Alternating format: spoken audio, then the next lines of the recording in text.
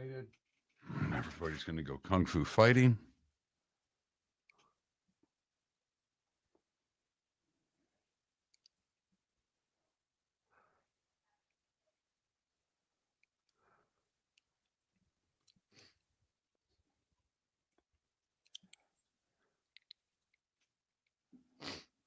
Everything's up and running. What we got going on here?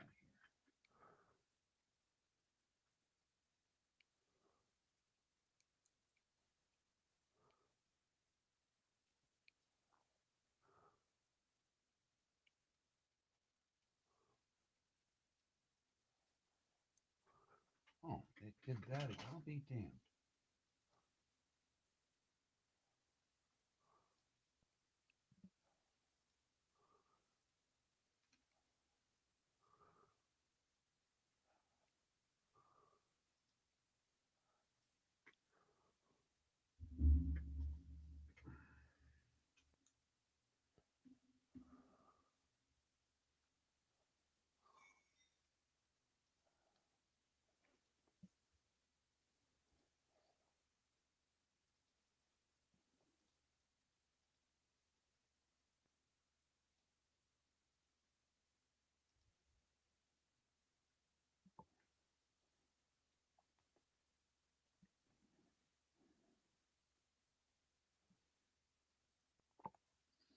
Had a good chat with my coffee guy yesterday. I think that's going to come together. Meet with the county people next week. That looks like that's done.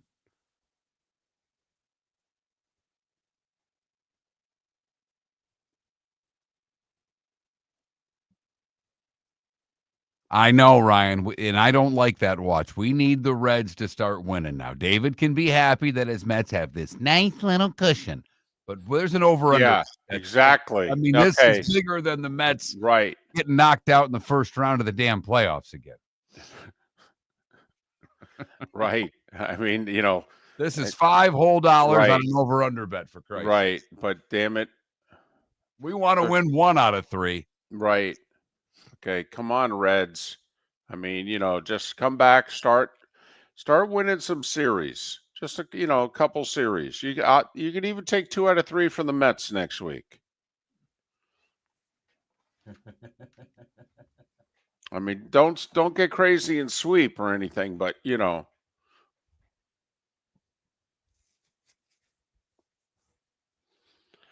Although wasn't the over under like 79? Or do they have to finish above 500? Let me look. We got 30 seconds here. Let me get this. I mean, there's a show to do. No, checking things for a poll question. But what is the over under number that we have for the Reds? My bets.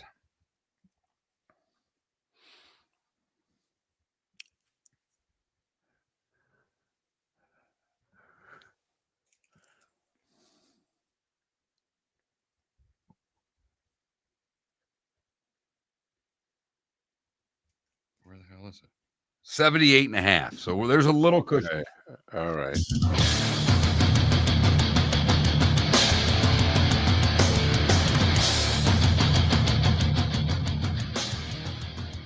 You're listening to Miller and Moulton, coming at you from the Floor Meister Studios. Floor Meisters, keeping it real. And now, here's Mark Miller and David Moulton. Top of the morning to you. On this final Thursday of August, we've got college football today and tonight. How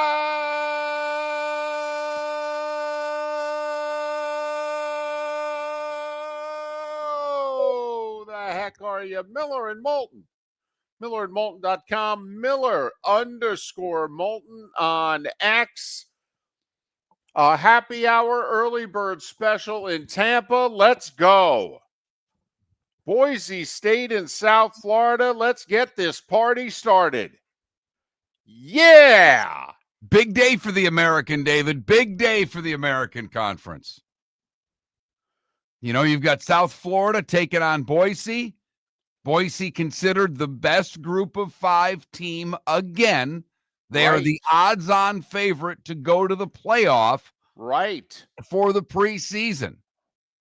But as you can see, David, I am wearing my East Carolina Pirate shirt, this $40,000 golf shirt that I will never give up. And they take on Power 5 NC State on the road in a nasty little rivalry. Yes.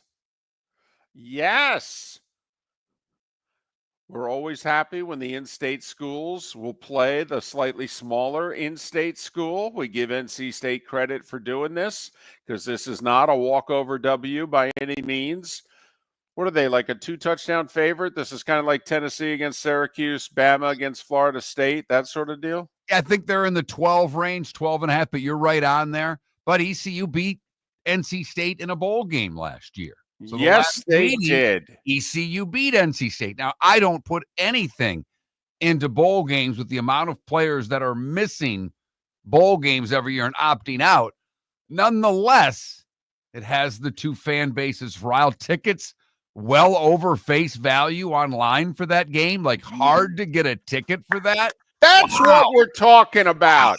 Yeah, you know why? Because it's week 1 of the college football season.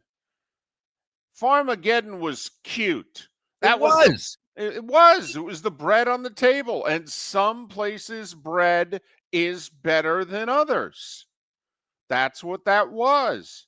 But now the apps are flowing. All right.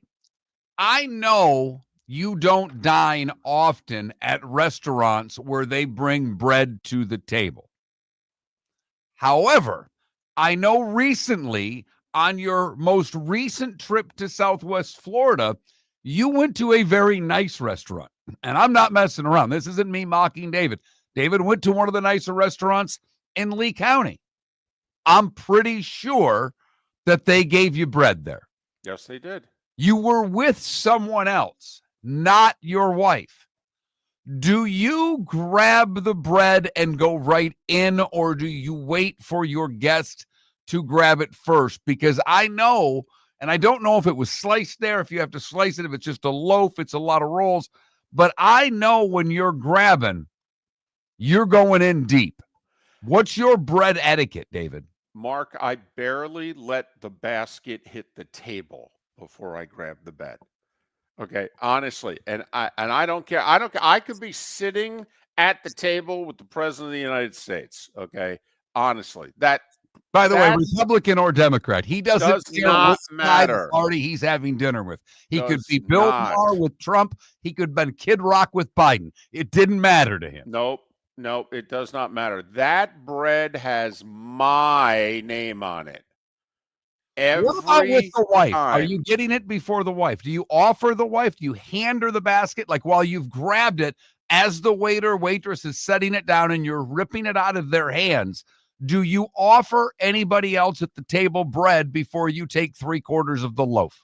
For the record, what usually happens is their hand is still on the edge of the basket as I am grabbing the other end, so they know quickly, kind of like a hot flame, to take their hand away. All right, that's usually how it goes. Secondly, I don't offer anyone a piece of bread before I get mine. Okay, and while getting it, I then feel right away, ooh, is it warm? Is it soft? Okay, is it hard? I don't know. This is not, they just grabbed the loaf, threw it in.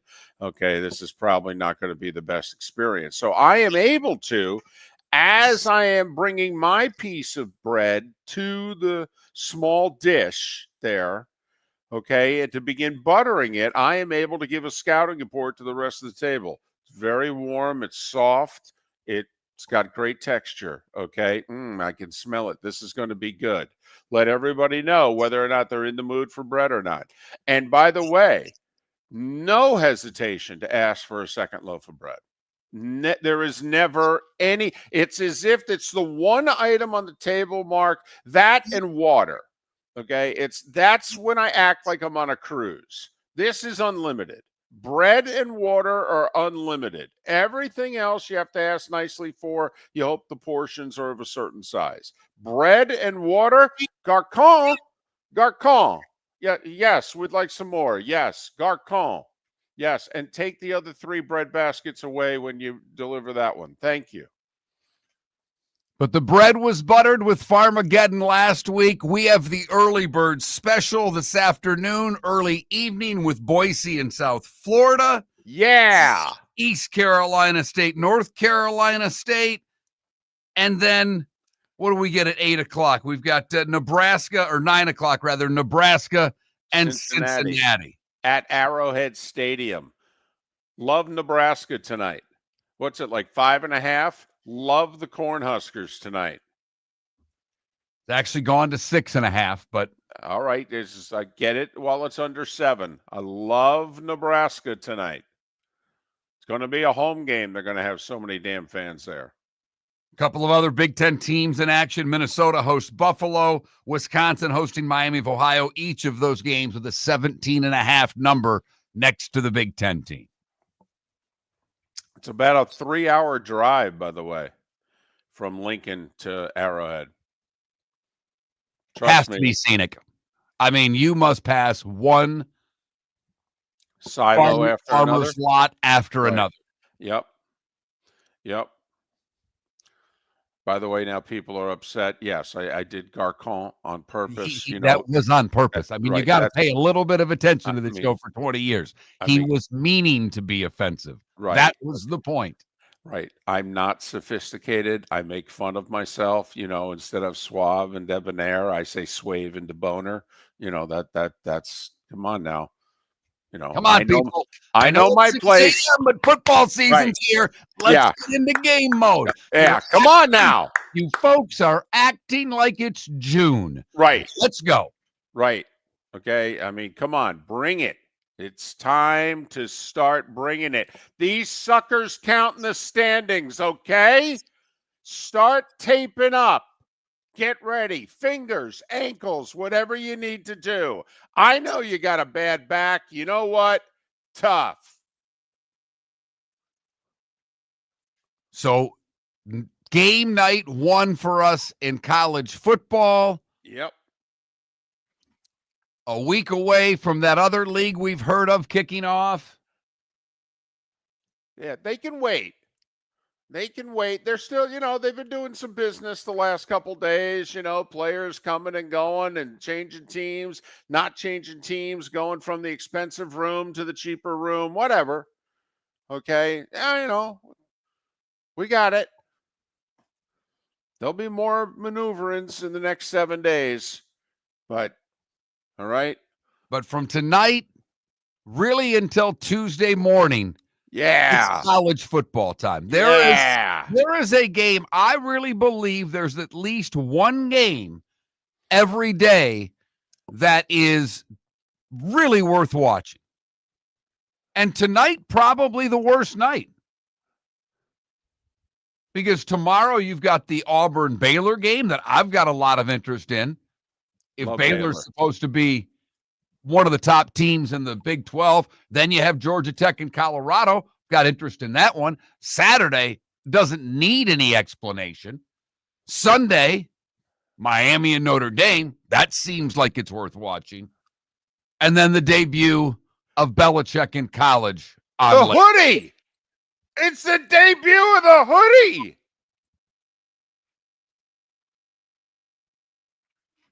5 straight nights of college football. This is how you start a season. Even the NFL has a day where they don't play. College football is like, you're 4 out of 5. We're 5 out of 5. Got it? Hell, it's so big, that dispute got settled. There's not going to be a problem for anybody now to see Texas and Ohio State. That sucker's done. Some high-stakes negotiations here. I mean, this ain't Israel and, Gaza. This ain't the Ukraine and Russia. Okay, this is more time-sensitive. This is Texas, Ohio State. And for those of us that stream via YouTube TV, we're all happy campers. Don't have to worry about buying an HD antenna to watch the game on Saturday. God forbid you'd have to go back to your favorite sports bar they haven't been to in years. You know, they're still open. They'd love to see you. So there you have it. We're fired up. We're ready. Put it this way. We've gone through the whole opening monologue and haven't mentioned baseball or unwritten rules at the U.S. Open.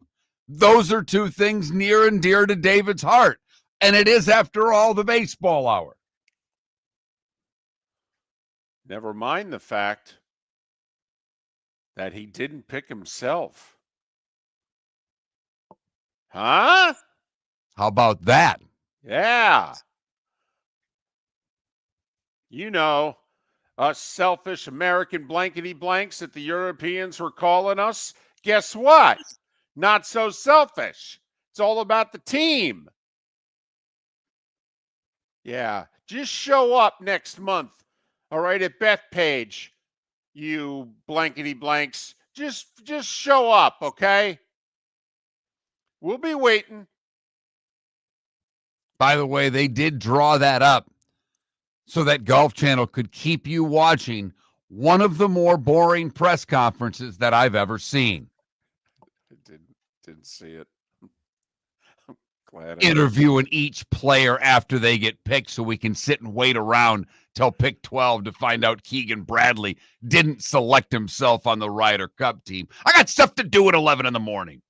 For over 50 years, the Nolan family has been dedicated to protecting local families. Nolan Family Insurance is a second-generation independent agency that specializes in home, flood, auto, and boat insurance. They take the time needed to explain your coverage options and answer your questions so you can make an informed decision that's right for you. If you're looking for an agency that treats you like family, call 941-639-1122 or go to nolanagency.com. That's 941-639-1122. or nolanagency.com. With summer approaching, time to take care of your own house. So stop into the Floor Meisters and see their huge in-stock selection of carpet. The Floor Meisters has 100 rolls to choose from, starting at $2.99 a square foot for carpet, pad, and installation. Come in and ask for Dave and have him show you the Dream Weaver Select. Many styles and colors to choose from to fit everyone's taste. Floor Meisters, 6281 Naples Boulevard in Naples, right next to Costco, or go to the web, floormeisters.com. American Paint Supplies is your one-stop shop for all your coating needs and has been for 30 years.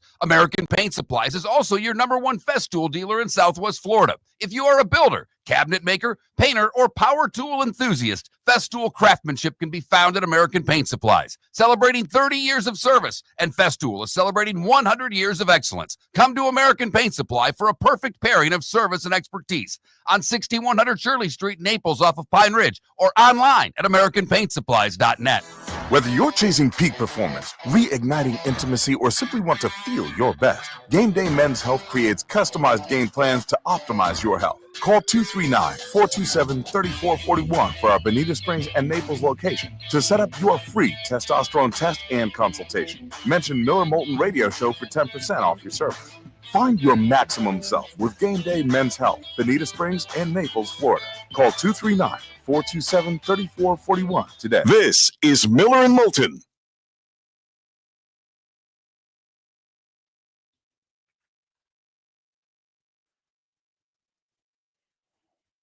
All right, poll question ideas right off the hop. Do we just put the Boise and South Florida game in with a number? Do we say which of these games are you most interested in tonight and pick three or four of the games? Do we go bigger picture than that? Since the season's starting tonight, do we do a national most likely to win the Natty?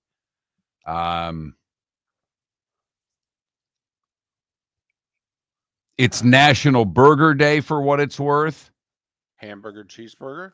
Well, I was thinking more along the what's the best. Do you want your burger grilled, cast iron? We could do hamburger, cheeseburger, or we could do method of cooking.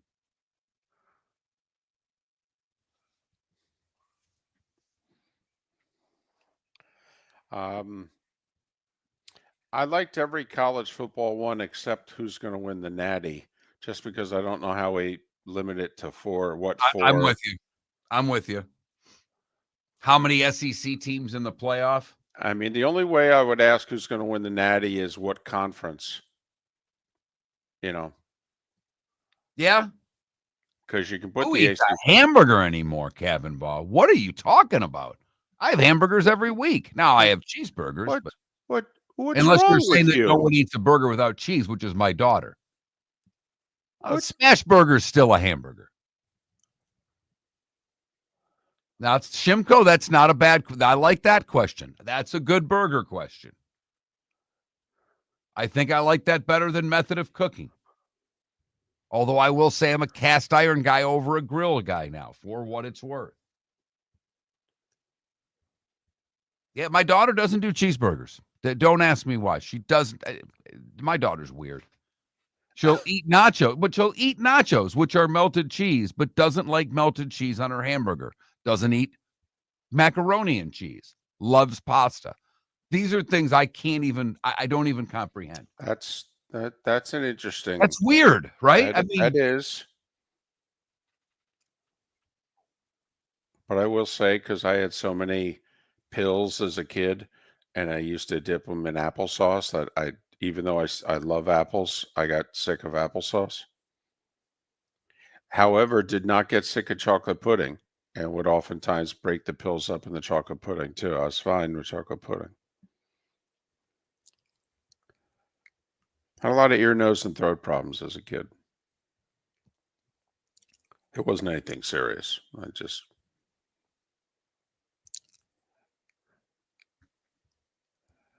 always had a problem taking pills, swallowing them. A lot of info right there, David. Thank you for that. Thank you for that flashback to your childhood. Pills, applesauce, and David, everyone. People say that, they want the behind the scenes here with this YouTube and Twitch. I figured I'd give it to you. Clark's son doesn't like cheese either, so. All right. Thick and juicy smash burger are up. I like that one. Way to go, Shimko, I think that was. And if I spelled something wrong, F all you.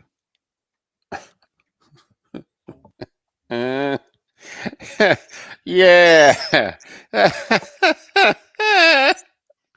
So I'm sitting with the daughter after school yesterday, and I said, do you because she's not old enough to have the apps like TikTok and things in YouTube. And I said, are you going to make videos when you're 12? She was 13, and yes.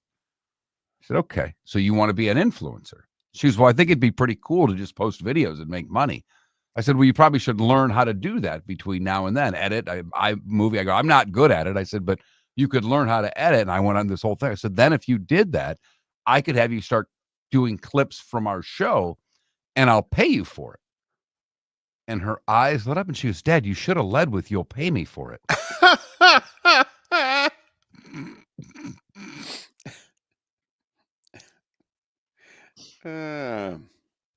You've raised a good Republican there.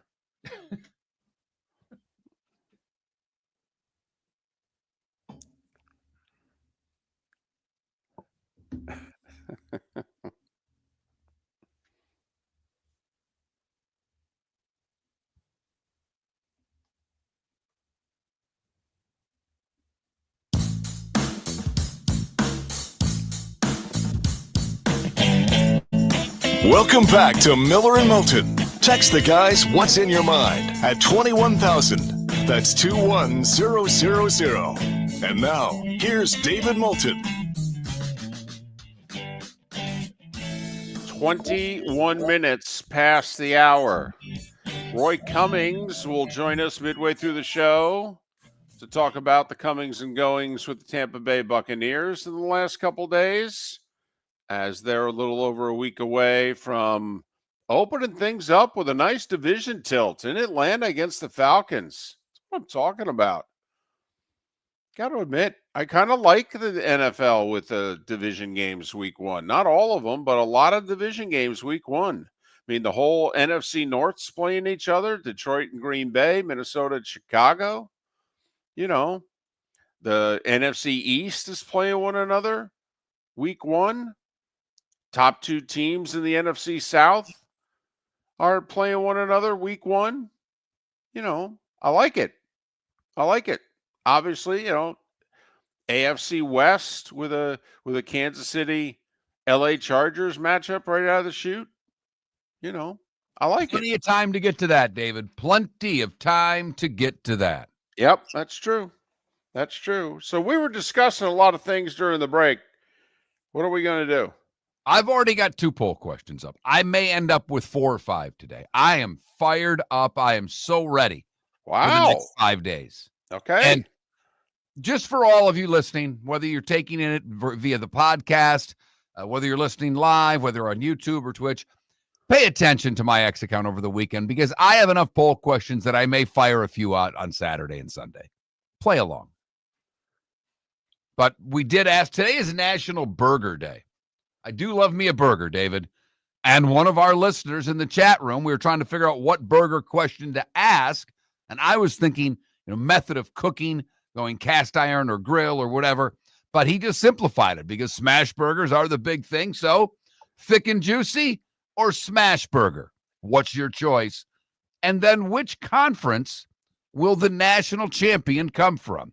SEC, Big 10, Big 12, or ACC? And for those of you who have commented in the Twitch or YouTube chat room, and I haven't even looked at 21,000 where you can always text the show, keyword Miller. People say, why don't you have a turkey burger on there? How about a bean burger? For you people that are eating that Beyond Meat stuff, if you're doing it for health reasons, I understand. But all of you, there is not one of you that would take a Beyond Meat, Impossible beef, shoe polish, whatever it is that you're eating, instead of ground meat, you would trade it right now for a burger from Jimmy P's. Every one of you. There is not one of you that thinks that veggie burger is better than a real burger. If you're doing it for health reasons, I understand, and best of luck on your ventures with trying to get healthier. But when it comes to a burger, no. Beef. That's the only choice. All right, I feel better, David. Yeah. What he said. Double. We'll get back to college football in a moment. You surprised Keegan didn't pick himself? Yes, I was. And particularly the way they built it up. I mean, they obviously makes a comment about all 6 players that are on the team, and then they get to the captain's picks. And it's captain's pick, interview with captain's pick, captain's pick, interview with captain pick. And it's being drawn out. And obviously they get to the final pick, and he has not picked himself yet. And I thought this made-for-TV press conference was going to be done with Keegan Bradley picking himself with the final pick. And he did not. And I was genuinely surprised sitting on my couch. So last week, I was all over it. I said it was going to come down to Keegan Bradley or Sam Burns. And I had the team picked perfectly. And then, me, overanalyzed the 3-car funeral. Okay, thought about it too much. And then I'm like, listen, he can't differentiate there between Cam Young, Patrick Cantlay, and Sam Burns. I mean, you're taking all 3, which means that it's going to come down to Keegan or Morikawa. And I just thought, Morikawa sucks right now. And he doesn't suck, but he's very average. I mean, his last 13 tournaments, his average finish is 21st. And the 2 missed cuts involved in that. Did not perform well at the majors after the Masters. I mean, I'm just thinking, this guy's just not in top form. I mean, last year, the number 9 guy got left off. What's the big deal leaving the number 8 guy off if he hasn't played worth a damn in the last 4 months? So I thought he was going to pick himself and he was going to leave Morikawa home. Nope. Left himself home. Said the job's too demanding. They chose me to be a captain. I owe it to them to be a captain. Okay. By the way, if they go down this road again, did Keegan just make it more difficult on somebody to pick himself? Like, if they choose somebody who's still a good active player as captain in the future, does that guy now know, oh, man, I got to qualify for the team. I can't finish top 10, or though Keegan was 11th. I got to earn a top 6 spot. Keegan kind Certainly of a top 8, David, because the 7 and 8 are almost locks every year. right. So I would say certainly a top 8 pick. And what's interesting in your Morikawa's form, we've talked about and documented on this show for the past couple of weeks. His debut in the Ryder Cup was amazing. Amazing. He went 3-0-1. Last Ryder Cup, where we got trounced, he went 1-3. So let's hope he plays better at home. So the U.S. team is set. Europe sets their team Monday, although they could do it now. We all know who they're picking. They know who they're picking. I mean, it's done. Hell, 11 of the 12 guys are going to be exactly the same as 2 years ago. This has become very much, by the way, a home court series. Oh, yeah. I mean, we haven't won on the road in over 30 years, but I mean, we've won, 3 of the last 4 at home? I mean, 7 of the last 8 home team has won this sucker? I mean, I think, except for the one on our soil when we were up 10-6 and Rory overslept while he was engaged to Wozniacki, and he just happened to oversleep with the woman who's now his wife. And she took him and it was nice of her to take her to the course in time so he could, tee off, not miss his tee time. He ended up winning his singles. They needed it. By the way, I have said for a while, if I'm Keegan Bradley, I sit Scotty Scheffler down, and I explained to him weeks ago, for the record. I told him this a long time ago, if I'm the captain. You understand you're playing all 5 matches, right? Hey. I mean, you're our horse. You are the best player in the world. Unless you tell me you physically can't go Saturday afternoon, plan on playing 36, 36, 18. And I'd prefer it to be about 15 holes each day because you're winning. Right. I mean, you could make it 90 holes, or you could make it about 70. Okay? Bring it there, big fella. Which one do you want to play with Burns in? Do you want to play alternate shot with Burns, or do you want to play best ball? And if you win, I'll pair you again in the afternoon. But understand you're playing 5 matches. Right. And I expect 4 points out of you. We don't win this unless our horse delivers. Don't mean to put any pressure on you, but you're the best player in the world. We need you. Don't you have to put DeChambeau in the first group for that 400-yard drive on the first hole? I mean, don't you have to put Bryson in the first group Friday morning?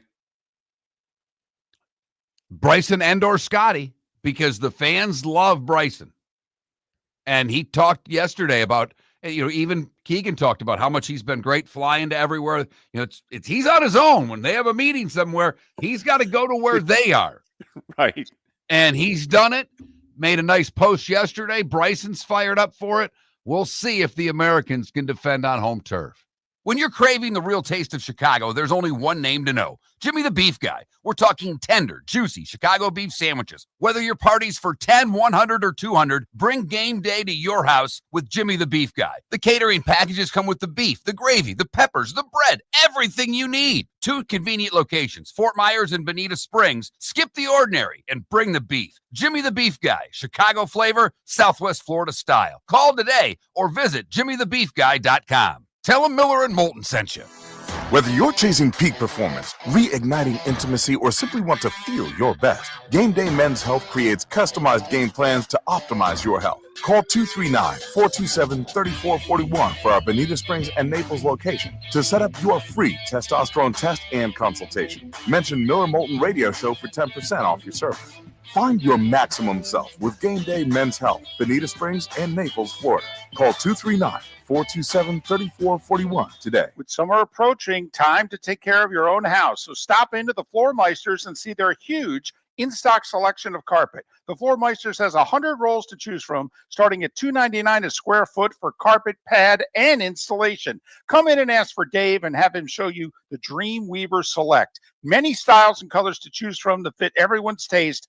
Floor Meisters, 6281 Naples Boulevard in Naples, right next to Costco, or go to the web, floormeisters.com. Mark Miller for Sleep Treatment Direct. They are helping me with sleep apnea. And by helping me, I mean curing me. No more CPAP machine. No more snoring. No more tossing. No more waking up exhausted. Their expert team got me the right treatment, fast and hassle-free. If you want to feel energized and get rid of your snoring, call Sleep Treatment Direct today.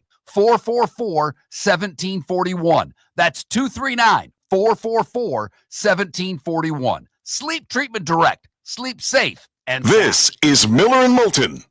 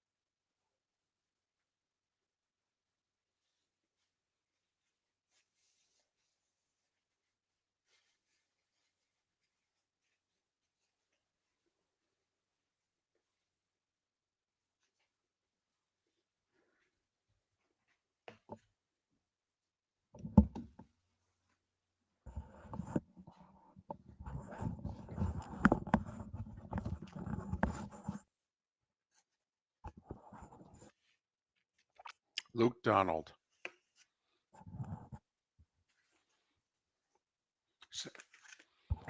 He was captain 2 years ago when they crushed us.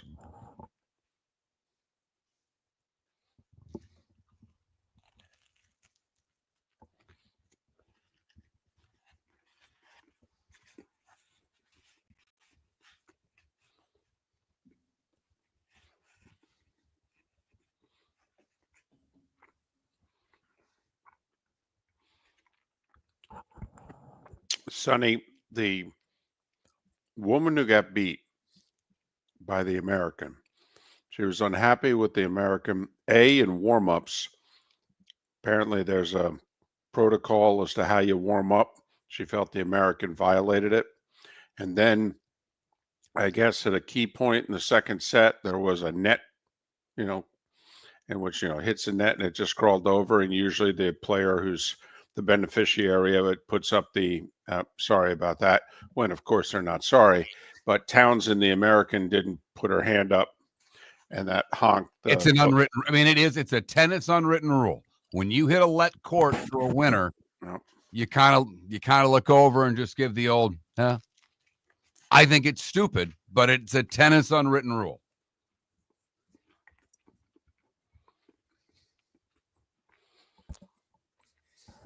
So Postapenka there was yelling at Townsend. And then when the crowd started, rah, rah, rah, rah, rah, Townsend walked away from Postapenka and kind of egged the crowd on, like, yeah, give it to her. And the one that lost didn't help herself by basically calling her uneducated.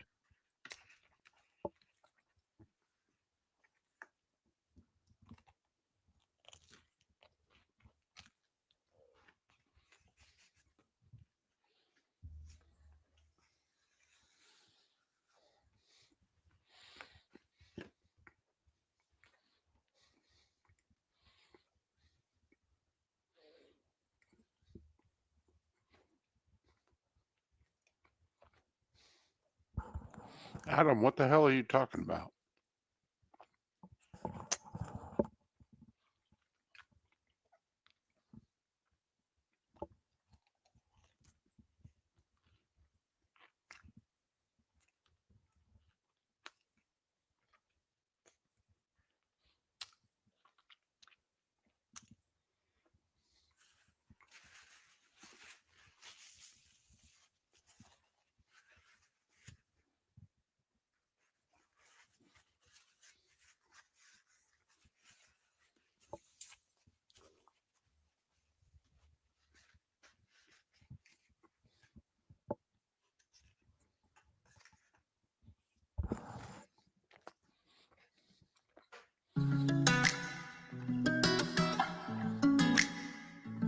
Welcome back to Miller and Moulton. Text the guys what's in your mind at 21,000. That's 21000. And now, here's David Moulton. 22 minutes till the top of the hour. Miller and Moulton, millerandmoulton.com, Miller_Moulton on X. Mark's fired up 2 poll questions. I don't know if he's fired up anymore. He was threatening 4 or 5. Not yet. Not yet. The mood hasn't hit me. I need good voting on the first 2. I have to feel that the audience is with me today, David. I need their excitement for the greatness that today is. It is the beginning of the college football season. Should be a national holiday. You know it and I know it. But we'll get through work and we'll make it till 5:30. We're all going to meet at Golden Corral at 4 o'clock for an early birds and then catch South Florida and Boise State.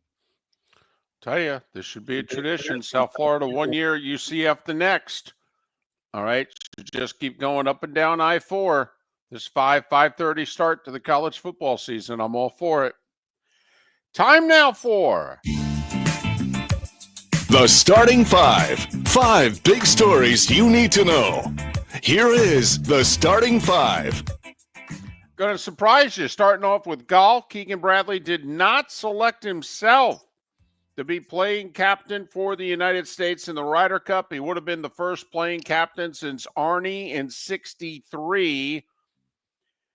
So he selects the first 3 guys who missed auto qualifying. Top 6 automatically qualified. He takes 7, 8, 9, Justin Thomas, Colin Morikawa, and then Ben Griffin.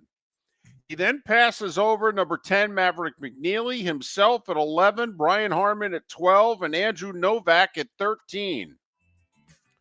And then he picks the guys who are 14 through 16. Cam Young, Patrick Cantlay, and Sam Burns. So there. Europe makes their 6 picks Monday. Most people feel the 6 are automatics. And they could have been done yesterday, but Europe waits until Monday. Number 2 is baseball. Tell you what, this is a surprise. Although maybe it shouldn't have been because the Mets have kind of owned the Phillies in New York lately. They just swept the Phillies. 6-0. 2 of the 3 weren't close. No. First and third were 13-3 and 6-0. Vientos has gotten hot. A homer and 3 RBIs for the Mets. Phillies lead. It's still fine. They're 4 up. They do play 4 times in Philly in a couple weeks. So we'll see if the deficit is still 4, if the Phillies can make it bigger. But what to me is fascinating right now, if everything stays the same, who do the Mets get first round? Oh, yeah. Right now, that's the Phillies. So, I mean, you get one. I know you got to play them all there, but I'm fascinated if that's the series. Mets are 7-2 against the Phillies so far this year. They got 4 more in Philadelphia. So the Mets have already won the season series and they own the tiebreaker.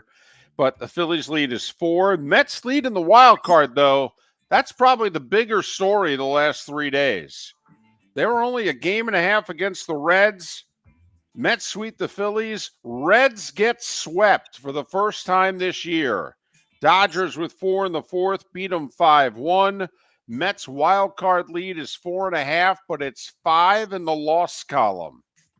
Since he does host the Mets next week for 3, so they still have a shot.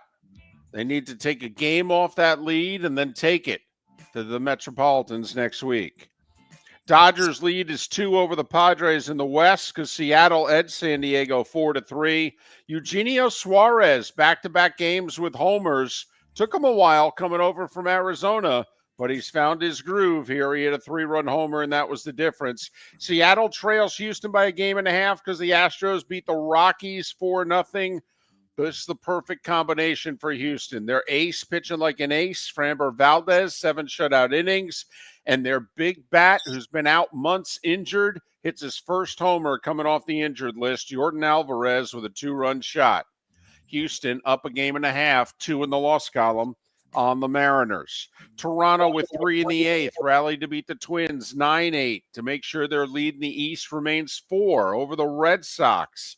That's a big comeback last night. They were trailing that whole game. That's a big win to me for Toronto. Well, and how about Boston pulling one out with Rafaela hitting a 2-run homer in the 9th when they were down 2-1 so that the Red Sox could beat the Orioles 3-2. Yankees playing a bad team at home. You know what that means. That means the Yankees win and they score lots of runs. They hit 6 homers, part of a 9-run third inning. Yankees sweep the Nats 11-2. They're 4.5 back in the East. And not only that, the Red Sox and Yankees giving themselves plenty of cushion in the wild card race. Tigers got swept in West Sacramento. A's beat them 7-0. Their lead's down to 8.5. I know it's 8.5, but just had to mention it. Royals with 8 in the 5th bombed the White Sox 12-1. They're 3 back of the Mariners for the final playoff spot. They're hanging in there. Hanging around. Tampa Bay had a 3-2 lead in the 9th. Fairbanks blew it when he gave up a Nolan Jones homer, and then the Guardians won it in 10, 4-3. Cleveland gets back to 500. Arizona snapped the 3-game skid. They edged Milwaukee 3-2. The Brewers' lead remains 6.5. However, the Cubs have lost the first 2 games in Frisco. Giants have won 4 straight. San Fran 12-3. They hit 4 homers, including 2 by Devers. The Braves are within a game of the Marlins for 3rd. Remember how big the Marlins' lead was at the beginning of the month? 12-1 Atlanta. Ozzie Albies with a homer and 5 RBIs. Tommy Pham with the big hit, a 2-run single in the 6th. Pirates beat the Cardinals 2-1. 3rd straight crowd under 20,000 at Busch.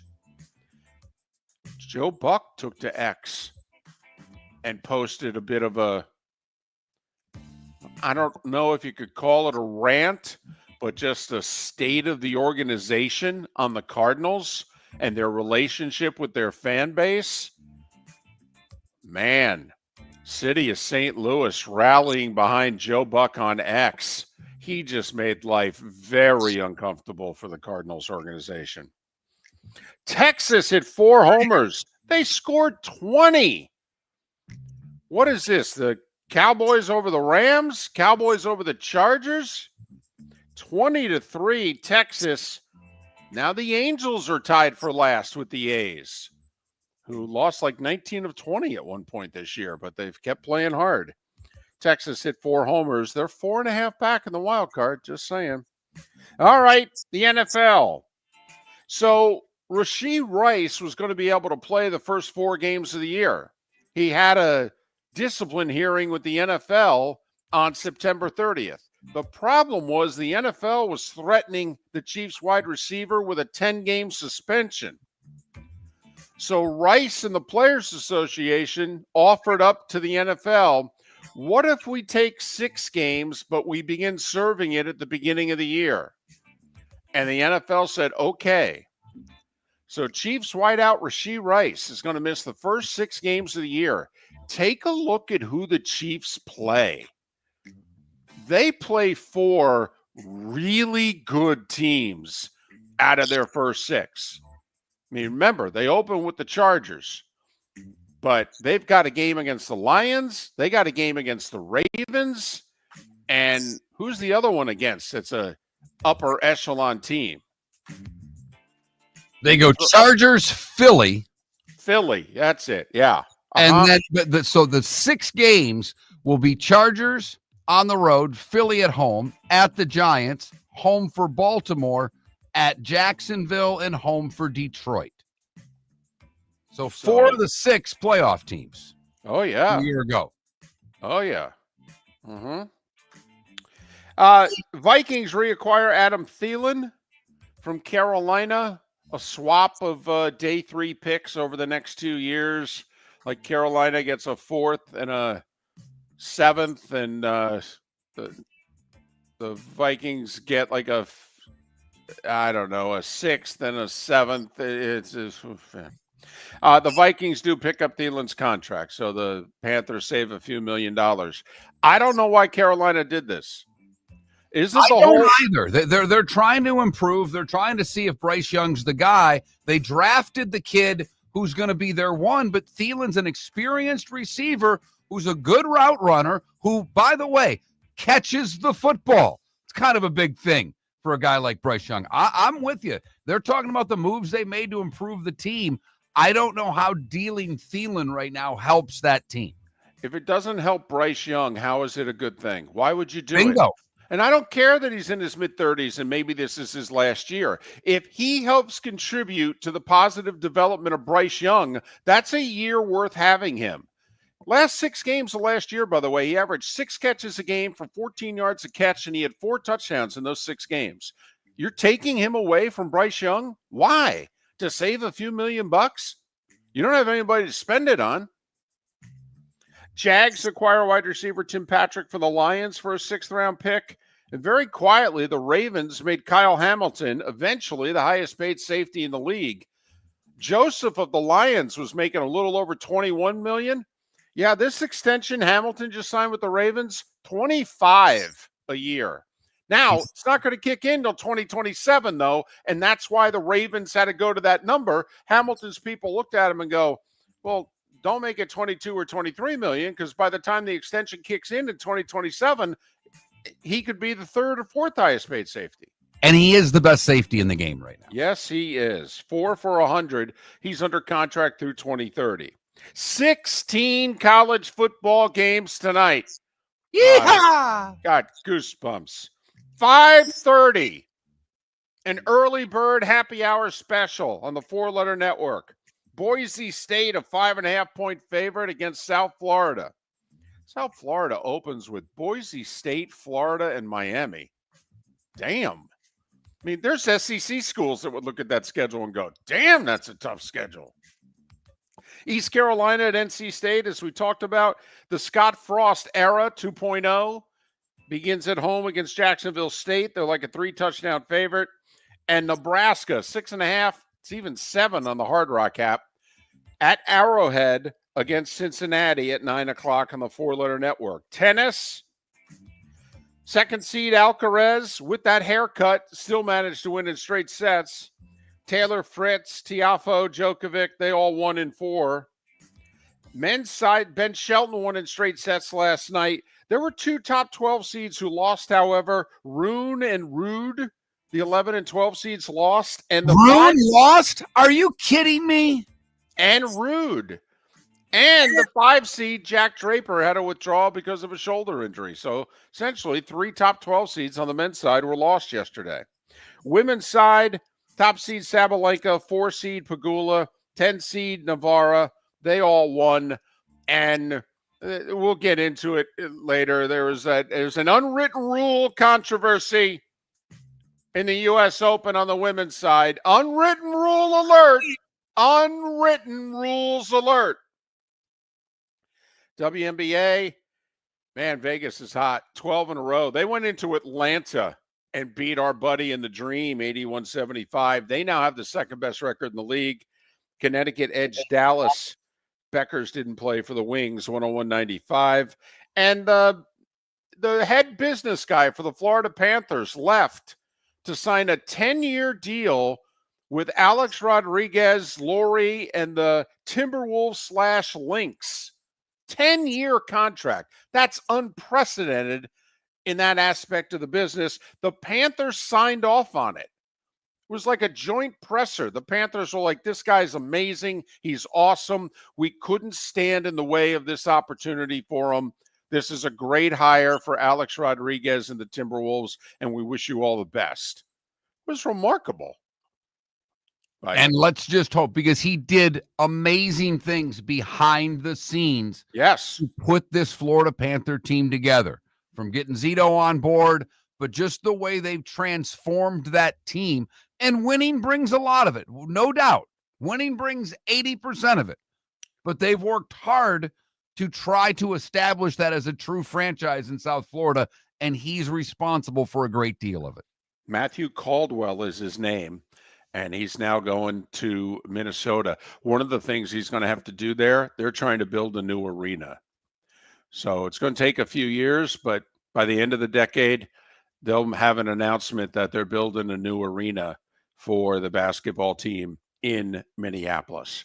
And it's 7 minutes before the hour mark. That was the starting five. 5 big stories and an unwritten rules controversy coming up on Miller and Moulton. I hope they paid Caldwell a lot, because you know the other thing he's going to have to do in Minnesota that he didn't have to do in Florida? Pay taxes. Pay state tax. Uh-huh. Miller and Moulton, the college football season is less than 12 hours away. Shoeless Joe Sports Cafe is where your fantasy football draft should be. Free private rooms, Wi-Fi, plus food and drink specials. In August, Shoeless has bingo and trivia Tuesdays and Thursdays with your chance to win free wings and beer for a year. Fridays, live music on the deck. Saturdays, karaoke on the deck. Plus daily meal specials like Wednesdays, $6 wings and half-price pizza. Watch all your baseball and football at Shoeless Joe's, your home for good food, good times, and good sports in the Bell Tower Shops, Fort Myers. For over 50 years, the Nolan family has been dedicated to protecting local families. Nolan Family Insurance is a second-generation independent agency that specializes in home, flood, auto, and boat insurance. They take the time needed to explain your coverage options and answer your questions so you can make an informed decision that's right for you. If you're looking for an agency that treats you like family, call 941-639-1122 or go to nolanagency.com. That's 941-639-1122 or nolanagency.com. With summer approaching, time to take care of your own house. So stop into the Floor Meisters and see their huge in-stock selection of carpet. The Floor Meisters has 100 rolls to choose from, starting at $2.99 a square foot for carpet, pad, and installation. Come in and ask for Dave and have him show you the Dream Weaver Select. Many styles and colors to choose from that fit everyone's taste. Floor Meisters, 6281 Naples Boulevard in Naples, right next to Costco, or go to the web, floormeisters.com.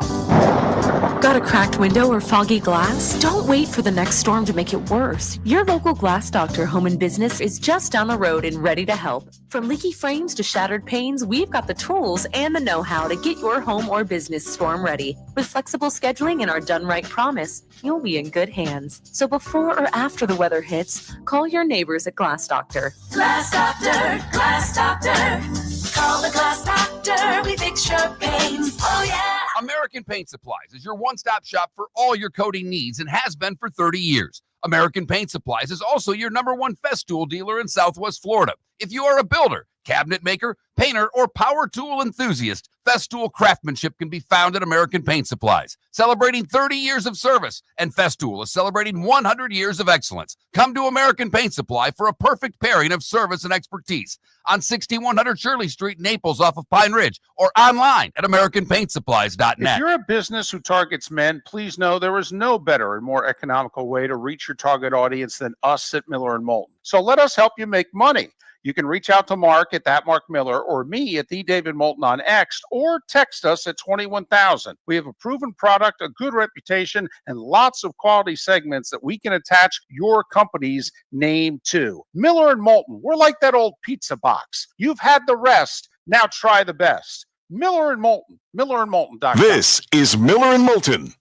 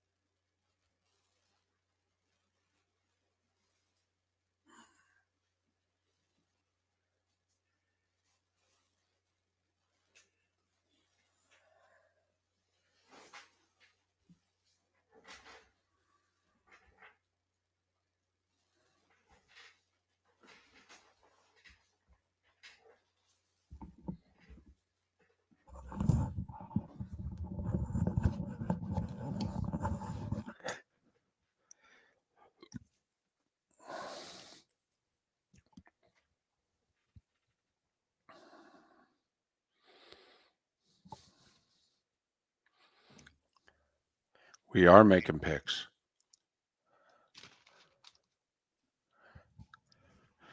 Robes, we did a segment last year before the season started in which we didn't think the Vikings would be favored like 3 times all year. Yeah.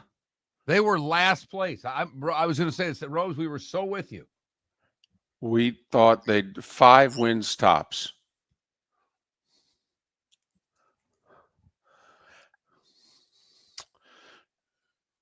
Robes was a director. Robes, you did the Sunday call-in? You came in for that? I thought the weird guy came in for that. The overnight guy. Huh.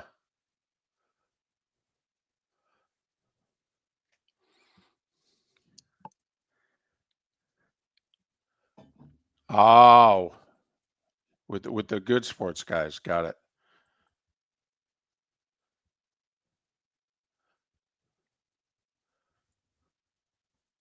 Mark, you would have loved Jim Adelson. First time I met Jim Adelson, he put his arm around me. He said, son, I don't know you. I'm going to give you one lesson. If it's worth doing, it's worth doing for money. Got it? Okay, Jim. You obviously didn't listen to him very well. I mean, it's amazing you remember that advice, but you've never adhered to it your entire up until the last couple of years. So your last negotiations, you never adhered to it. I know.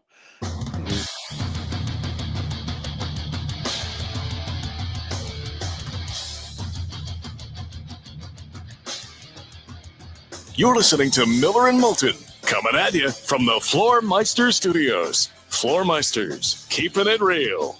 And now, here's Mark Miller and David Moulton. Hour 2 of Miller and Moulton on this glorious day, because college football begins in earnest today. Hell, in most parts of the country, we don't even wait for dinner. South Florida hosting a nationally ranked Boise State team. Let's go. Let's get it on, shall we? 16 games tonight, getting into the weekend, some key games tomorrow. We all know what's going on Saturday. Sunday caps off with Notre Dame at Miami in the evening. And then we've got the hoodie and his 24-year-old girlfriend. And how many cutaways do we get of her? Is this the college football equivalent of putting Taylor on TV? How many cutaways are we going to get of Jordan? Where's she going to be sitting? Does she get they'll find out. Is she in a suite? I don't even know the dimensions of that stadium. Okay. So, but, I mean, come on.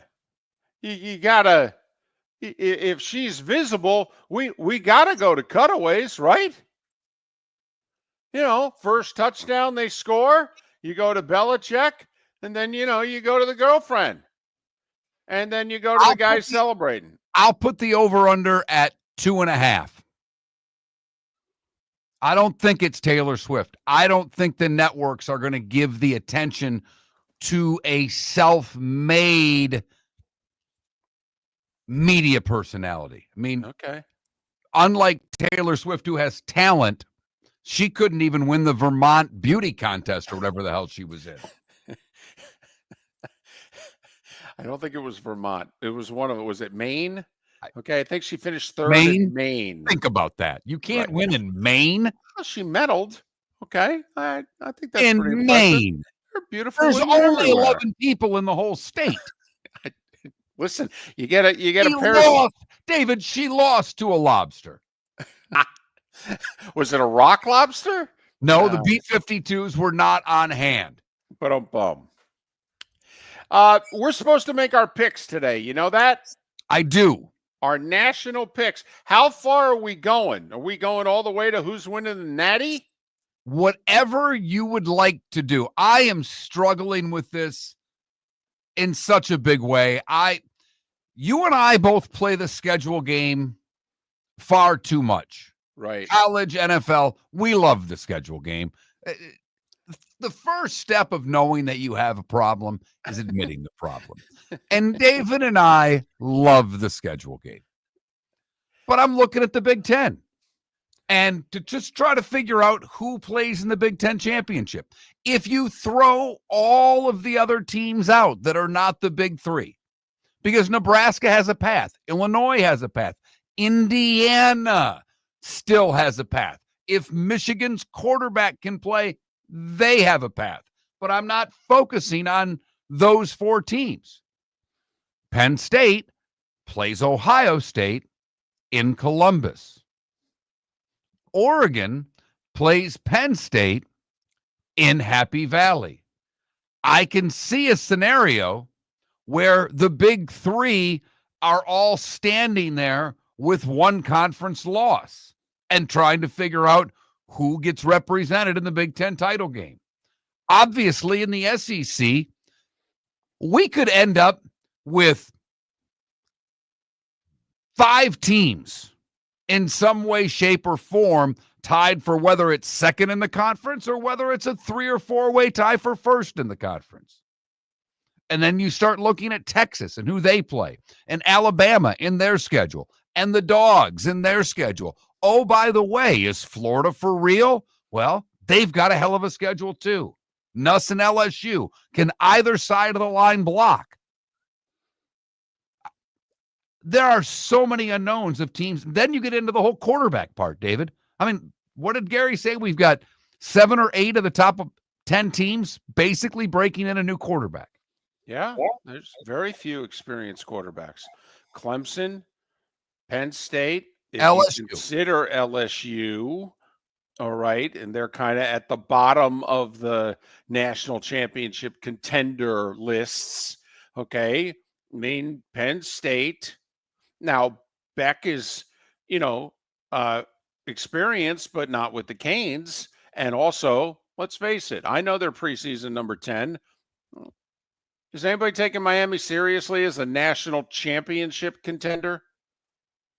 David, I'm not even sure that I think they're going to make the playoff. If you think 2 from the ACC are going to go, I'm not locked on Miami getting to the championship game.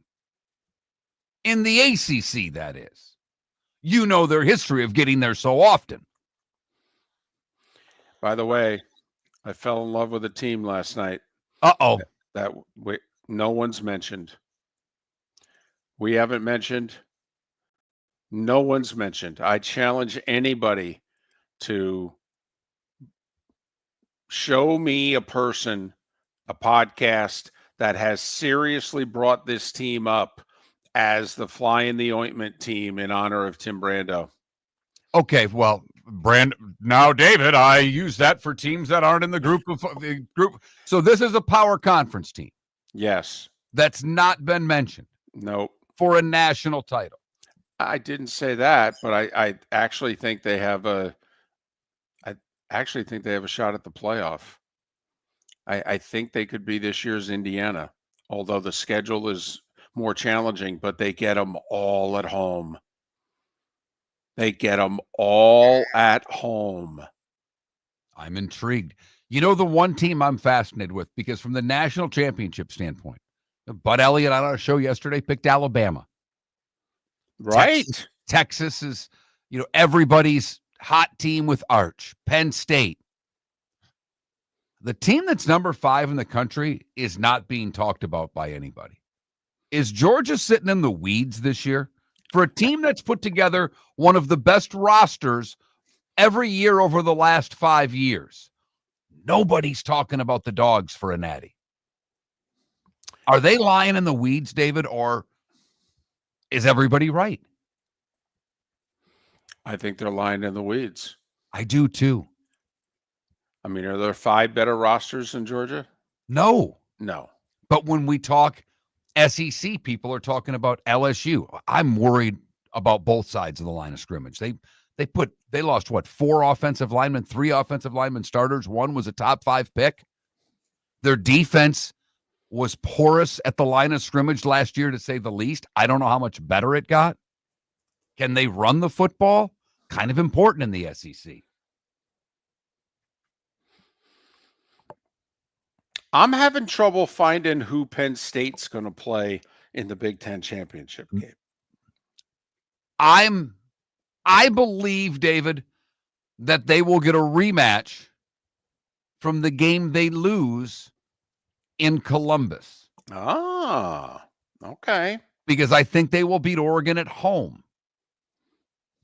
And while I like Texas Saturday, Ohio State will get better every week. Every week. I don't care how many they graduated. They've got a lot of money. They reload. They don't rebuild. And they have one player that nobody can guard in the country. Jeremiah Smith's a problem for everybody. He'd be a problem for everybody if he was playing on Sunday. I was going to say, I think there's only about 5 guys that can cover him on Sundays. Right. So I'm with you. There's a lot of sneaky teams, and one of those sneaky teams is going to get to the playoff. I think the Big 12 is a one-bid league again this year. I don't. Ooh, looky there. Yep. I think they're a 2-bid league. I think the Big 10 is only a 3-bid league this year.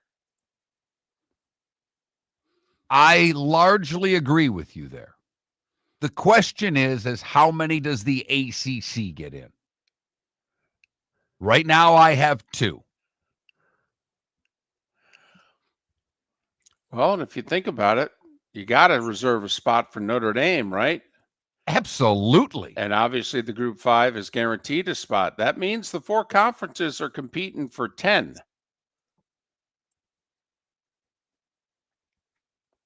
I think Notre Dame's a lock to the playoff. I don't. Clemson and Notre Dame are the 2 teams that I feel the most confident saying they're in. Penn State right there too. Okay. Now, don't get me wrong. If Notre Dame wins Sunday, it's difficult to imagine with their schedule that they won't get in the playoff. But I do think if they lose Sunday to the Canes, without conference affiliation, especially since their final 6 games are Cupcake City, I don't know. I'm curious if they lose to the Canes, does Notre Dame get in at 10-2 without the conference affiliation? And I think that they do. Okay. I do think that they'll get in. I think that roster is really good. It does. Yes. Falls back to the quarterback, and he can coach. He can.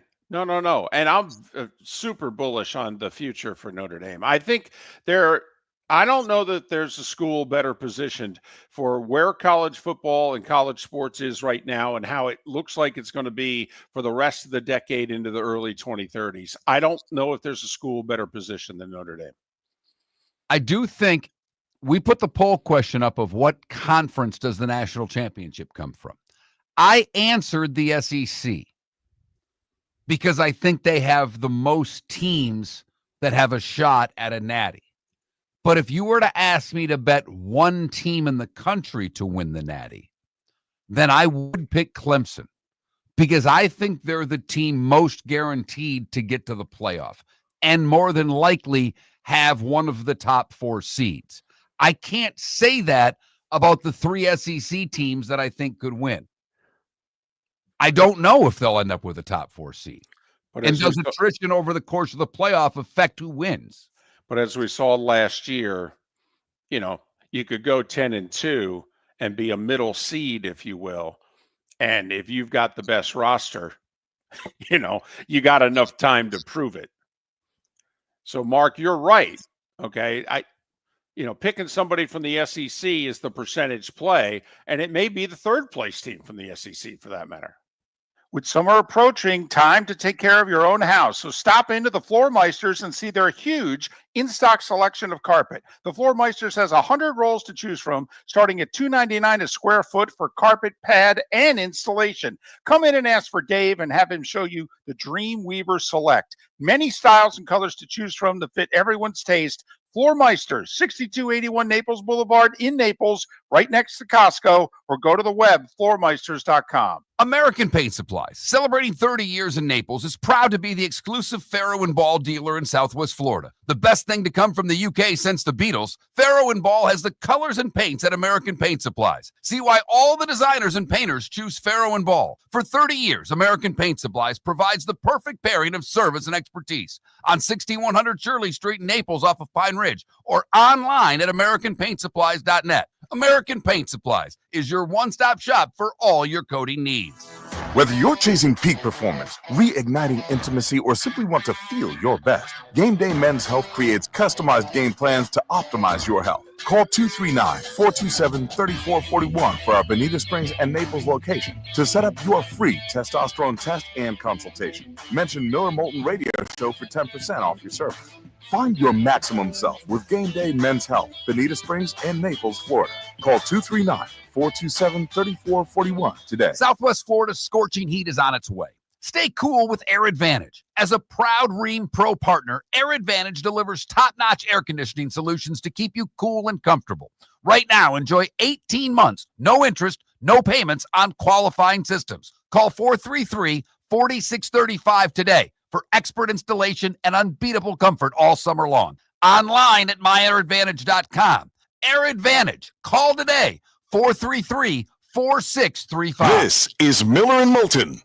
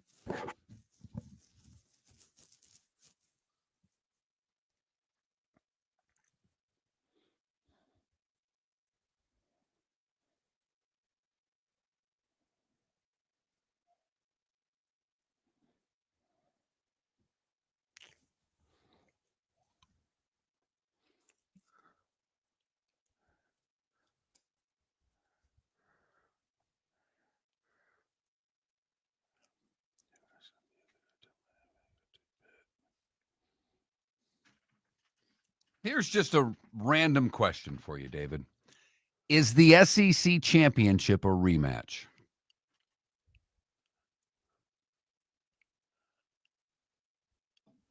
I think it is. I do too. I'm just trying to figure out which rematch it is.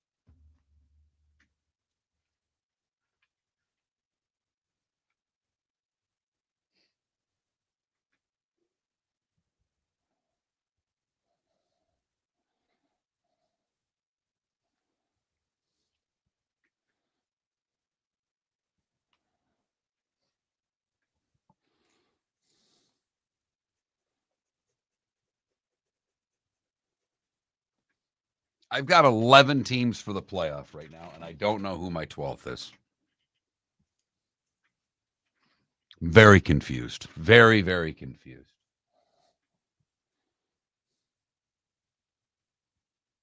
Oh, he didn't say who his surprise team was. That's an early 7 a.m.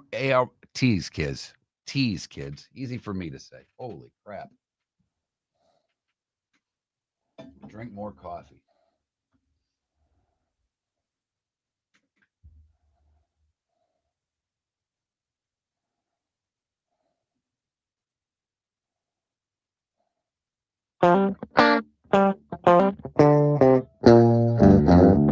You're listening to Miller and Moulton. And now, here's Mark Miller and David Moulton.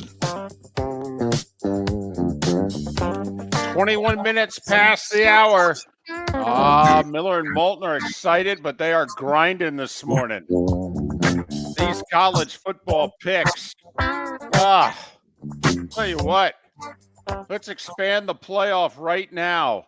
Narrowing it to 12 is hard. Give me 16. Hell, give me 24.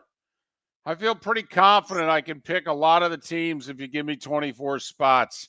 This 12 thing, reserving one for the group of 5, one for Notre Dame if they're eligible, and we think they will be. That means I got 10 spots for the Power 4 conferences. 10 spots. Golly. I mean, can I go 4-4-1-1? Do I go like last year, 4-3-2-1? Okay, which of the big boys, the SEC or the Big Ten, am I going to take that 4th bid away from? Could they both only get 3 bids? It's possible. It really is. I've got a team that in the championship game that I think in a conference championship game that I think will surprise you a little bit. Okay. And they're my sneaky pick to get into the playoff. Okay. I've got my Indiana of this year, and it could blow up in my face. But what fun is this? When March comes along, folks, I'll be chalky. Don't you worry. Right. But late August, we'll see. A couple of poll questions today. We had one yesterday as we got all nostalgic about how sports were better then. David and I and Clint sat on our porch and yelled at people for about an hour during the show yesterday. What are you? We asked what era of the NFL do you consider the best, and overwhelmingly the 2000s won. The choices were the 70s or 80s, the 70s, 80s / the 2000s were a second choice, and today's game, and the 2000s got 58% of the vote. Today, 2 poll questions. It's National Burger Day. Do you prefer a thick and juicy burger or a smash burger? Right now, thick and juicy getting the lead. It was tough. I went smash because I've gotten to the point where I like my burger in a cast iron skillet more than I like it on the grill. I want all that grease. I want every part of it. I don't want any of it escaping and flaming out on the coals. Then we ask, which conference will the national champion come from? And right now it is very close. Very close. 42% of you say the Big Ten. 40% of you say the SEC. A little over 12% say the ACC. And some of you actually voted for the Big 12. Right. Good for you. That's cute. I picked the SEC because I think there are the most teams in that conference that have a shot at winning a natty. Big Ten would be next. But as I said earlier, if I had to pick one team, I would pick Clemson because I think Clemson is a top 4 seed. Fact, they may be the 2 seed. I've got Penn State. If not, now when? I'm not overthinking it. At least not this part of the prediction game. This is real simple. They're exactly Ohio State from a year ago. the coach who can't win a big game that no one has faith in, all right, the program that hasn't won the game in a while, all right, yes, they have to go on the road and play their biggest rival, okay, and so the expectation is they will not win it. And they may not, and it really may not matter. Didn't matter for the Buckeyes, not their biggest. Well, yeah, it did. Didn't matter for the Buckeyes last year. They have the best roster in the country, I believe. Returning experience, they did exactly what Ohio State did last year. Ohio State paid a whole bunch of people to come back and play one more year. Do you know what Michigan did the year before? Paid a whole bunch of people to come back. I know we've suffered 2 losses in the semis. Don't abandon ship now. Come on, fifth-year seniors. All right, we'll pay you. Let's get this sucker done. Michigan did it. Ohio State did it. I don't think Penn State can. I don't think the Big Ten can win 3 natties in a row. We are. Whatever. We are still complaining about a statue. Well, that's a whole other story. I know. That's going to be revisited soon, by the way, especially with the current feeling that's in the air. Oh yeah, right. That's going to get revisited soon, but especially when there's an awful lot of money if the statue reappears. But now I kind of sound like a U.S. men's national team, right? We are. Okay, we believe. That's it. We believe. We are. We might get out of group. Sorry. We are. That's the correct one. Yeah, I know. I'm not giving you the ending of that because I won't ever say that. Penn State. Yeah. But during the break, I have to figure out who my Big 12 title game contenders are or participants are. And as I told David before the show, there's a really good chance I'm going to write all the names down, put them in a hat, and just pick out 2 the way Billy Martin set a lineup one day. It worked, too. I have no clue who's going to play for the Big 12 championship. I really don't. I don't study that conference nearly as much as I study the other 3. It's a total crapshoot. There's 6 teams that could play in it. If Nebraska sneaks into the Big Ten title game because of scheduling, or Illinois somehow does it, it would be a big surprise. But, when you're looking at the Big Ten, it's some combination of Ohio State, Oregon, Penn State to play for the title, right? That's what it's supposed to be. They're all in the preseason top 10. The SEC can get a little hairier because you've got Texas, Georgia, Alabama, LSU, Florida, maybe even Oklahoma or South Carolina. Or Texas A&M? Nah.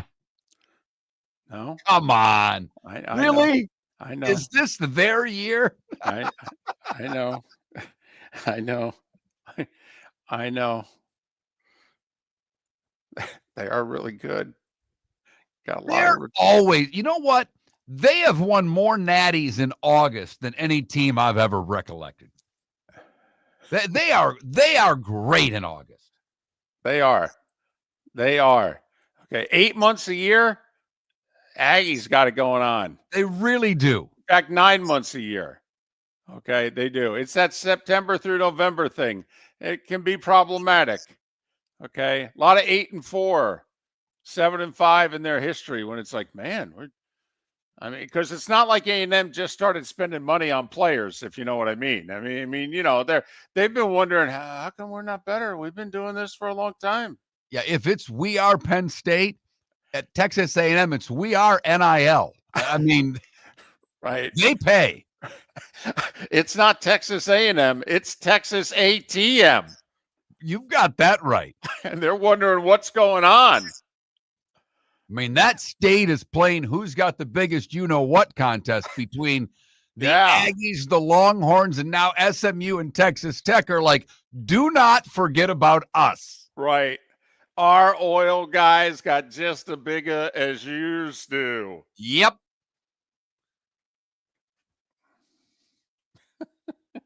So we doing this next? We have no choice. We are All right. obligated by the laws of sports radio when the season starts, because you don't count week 0. We will make our predictions on the college football season coming up next. We will talk some NFL on the show today. Roy Cummings in 30 minutes time to talk the Tampa Bay Buccaneers. JP Shadrick 90 minutes from now to talk the Jags. The poll questions are up. 1 on the Natty, 1 on hamburgers. Go to Miller_Moulton, the David Moulton, that Mark Miller on X to vote. For over 50 years, the Nolan family has been dedicated to protecting local families. Nolan Family Insurance is a second-generation independent agency that specializes in home, flood, auto, and boat insurance. They take the time needed to explain your coverage options and answer your questions so you can make an informed decision that's right for you. If you're looking for an agency that treats you like family, call 941-639-1122 or go to NolanAgency.com. That's 941-639-1122 or NolanAgency.com. American Paint Supplies, celebrating 30 years in Naples, is proud to be the exclusive Faro and Ball dealer in Southwest Florida. The best thing to come from the UK since the Beatles, Faro and Ball has the colors and paints at American Paint Supplies. See why all the designers and painters choose Faro and Ball. For 30 years, American Paint Supplies provides the perfect pairing of service and expertise on 6100 Shirley Street in Naples off of Pine Ridge or online at AmericanPaintSupplies.net. American Paint Supplies is your one-stop shop for all your coating needs. When Glass Doctor replaces your windshield, we don't just send you on your way, we send you off protected. Your local Glass Doctor includes the industry's only 12-month windshield protection plan at no extra cost. That means unlimited chip repairs and even a one-time replacement if needed. High-quality service backed by real peace of mind, right here in your neighborhood. Glass Doctor, Glass Doctor. Call the Glass Doctor, we fix your pains. Oh, yeah. Exclusions apply. See your local Glass Doctor for details. Summer approaching, time to take care of your own house. So stop into the Floor Meisters and see their huge in-stock selection of carpet. The Floor Meisters has 100 rolls to choose from, starting at $2.99 a square foot for carpet, pad, and installation. Come in and ask for Dave and have him show you the Dream Weaver Select. Many styles and colors to choose from that fit everyone's taste. Floor Meisters, 6281 Naples Boulevard in Naples, right next to Costco, or go to the web, floormeisters.com. This is Miller and Moulton.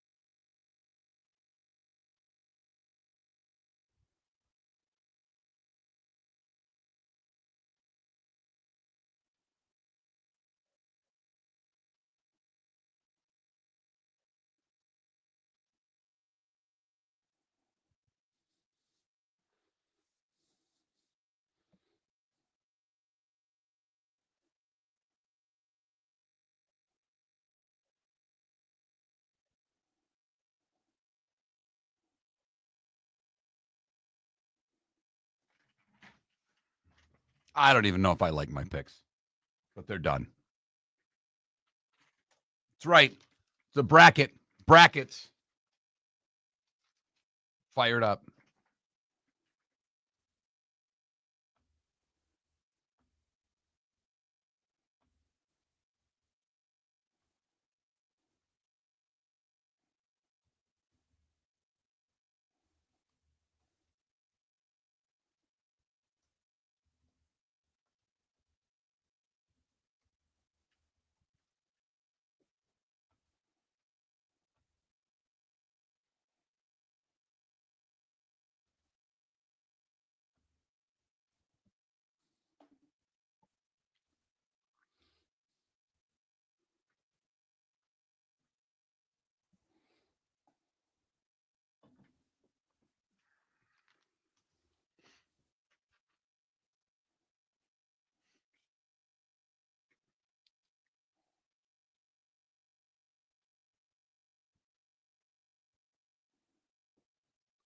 Do they panic? Well, define panic, DC, because I think they're already panicking, losing 2 in a row.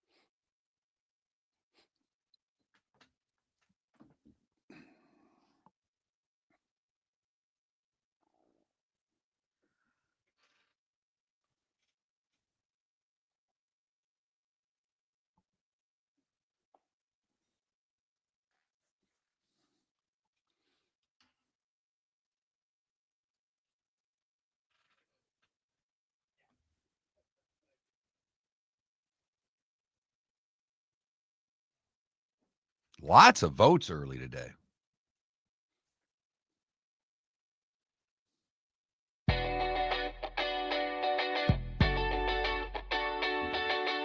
You're listening to Miller and Moulton. And now, here's Mark Miller and David Moulton. 22 minutes till the top of the hour. Roy Cummings will join us then. We'll talk the Tampa Bay Bucks. JP Shadrick to join us, 9 a.m. Eastern. We'll talk Jags. Find out what his broadcast schedule is with Westwood One and what have you. He ends up doing some big college and NFL games throughout the year. JP will join us in a little more than an hour. All right. We just settled on the 2 poll questions, right? Today's National Hamburger Day.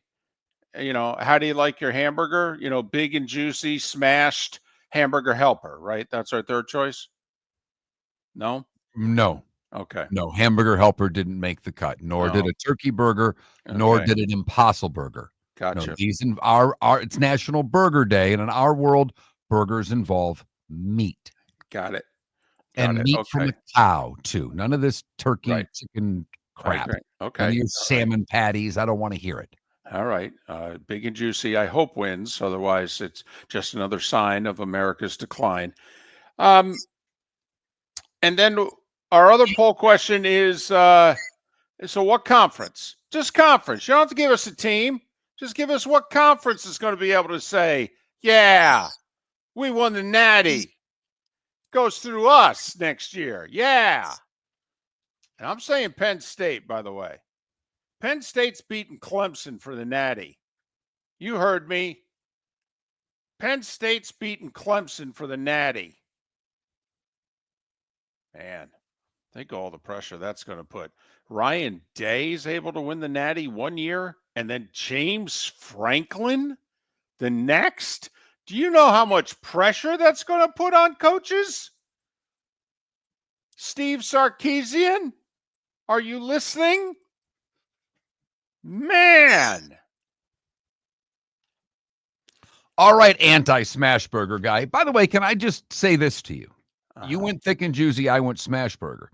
Now, the only way to have a proper smash burger is you have 2 of them. So it's essentially a double cheeseburger. Right. Does that change your mind at all? It gets me to think. It does. It causes one to ponder. Big and juicy. All right. Okay. Fair enough. I want you to understand, because I don't know if I explain. I mean, a smash burger means two. You're not just smashing a burger and putting one on a bun. You need two. Right. Well, Mark, I have to admit, I was thinking the same thing with the big and juicy. Mark, I honestly, I don't know if I've had a hamburger, all right, since the pandemic. I mean, seriously, why stop at one? Explain that to me. Do we limit the amount of football people can watch? No. Why would you limit the number of burgers I could have at one time? Fair enough, David. Eat till your heart's content. Yeah, or all right, right up. Let's start. How do you want? You want to go through our conference champion? Because I have the conference championship games written down. I have my 12 playoff teams written down. I have done it in bracket form all the way to the end with the national champion. Tell me where you want to go. You want to go quickly? You want to take my time? You just tell me what you want. I'm ready. You start. I'll follow. All right. Let's go to the championship games. We'll start with the Big 12, the game that nobody has a clue about. I think you could, if you look at prognostications, whether it's Miller and Moulton, if the whole ESPN staff puts them down, there's going to be about 60 different combinations. I'm picking Iowa State against Utah. No. Okay. That's my Big 12 championship game. Iowa State will win. Can't criticize you. I mean, because like you said, just who so dark. Really knows. Right. I do want to make this one point. I have Baylor against Utah. I have Baylor winning the regular season Big 12 title. I think Baylor is a very instrumental team for the Big 12 this year, and here's why. Baylor's first two games of the year, I believe, are Auburn and SMU. At SMU, by the way. 100. Right. Absolutely, David. You are so right on if you think they're going to get more than one team. Bingo. Those first two games mean a ton to that conference. Bingo. That's why I said earlier, I think the Big 12 is going to get two. I have Baylor beating both Auburn and at SMU. Monster win if they win at SMU, no doubt. All right, let's go ACC, where I have Clemson in the ACC championship playing against Georgia Tech. Wow. I like it. I have Clemson against Miami. There. I said it. And for those of you that think I'm the KOD and you're a Canes fan, feel good. Miami, prove it to me. Prove it. Damn it, once and for all, prove it. By the way, it could still be Miami losing at home to Notre Dame, losing at home to Florida, and losing at SMU. And they could still be in the ACC title game because it would only be one conference loss. So there. Remember, they have Louisville at home on a Friday. That's a big one to me, but they go to Florida State, who's going to be better. They go to SMU, and they finish the year at Pitt. Yeah, that should scare the hell out of you, David. Well, and Miami fan can remember that terrific team under Mark Richt when they beat Notre Dame and they were number 2 in the country, and they were, I think, 10-0, maybe 11-0. You know where they went and lost in late November? At Pitt. Big Ten, it'll be a rematch of a game played at the Shoe. Ohio State and Penn State, part 2. Penn State wins. All right. Yeah, it's your turn now. When I quit, that means here's the problem. You're writing down. They can't hear that. I'm not writing down. I'm still trying to figure out who Penn State's going to play in the Big Ten title game. Here's my prediction. Had 10 months. I know. Here's my big prediction, though. The loser of Texas, Ohio State will not make the playoff. Whoa. And the loser is Ohio State. And I agree with you Saturday, But I'm trying to find out the blemishes for Ohio State the rest of the way. Even if there's one more, I think they still get in the playoff. Because I think Penn State's going to get them in the shoe. Penn State's better than Texas, and Texas is going to get them in the shoe. So that's what I'm saying. So Penn State, who in the Big Ten championship game? Yeah. I mean, we got to kind of move this along. We got another conference and playoffs to get through. Golly. I need an answer, David. Washington. Oh, my God. There. Wow. I said it. Wow. That's your Indiana. They get everybody at home. Everybody at home. Late September, they're gonna make their mark on the national scene. You know who they're beating in late September at home? Ohio State. There we go. By the way, a berth in the Big Ten title game, final game of the regular season. Oregon at Washington. You know who Washington also gets at home? Illinois. I'm telling you, they've got talent there. Jed Fish can really coach. He's the guy who had double-digit wins 2 years ago at Arizona. Look what's happened to him since. Okay, that's my Indiana. Washington. And I have been hemming and hawing at this team. If you've paid attention, I've been giving you the clues throughout the week. In the SEC, it will be another rematch in the title game. But it will not be Georgia and Texas. It will be Georgia and Alabama. All right. I'm going here. First off, I think the SEC is going to get 4. I think it's going to be a 4-3-2-1. I think SEC is going to get 4. I think Big Ten is going to get 3. I think Big 12 gets 2 this year, and I think the ACC is going to get Clemson. Alabama's going to play the Gators in Atlanta. Look at you. Because the Gators are beating the Longhorns. And it could be a play-in game on November 15th when Texas goes in between the hedges, or as Lynn Swann once famously said, in between the bushes, okay, to play Georgia. That could be a play-in game. So I'm a little more chalky than David, and I'm surprised, but my seeding in the playoff is as follows. Penn State 1, Clemson 2, Georgia 3, Alabama 4. Ohio State 5, Texas 6, Oregon 7, Notre Dame 8. They will host games. Ohio State will host the 12 seed, Tulane. They're your group of 5 team that gets in.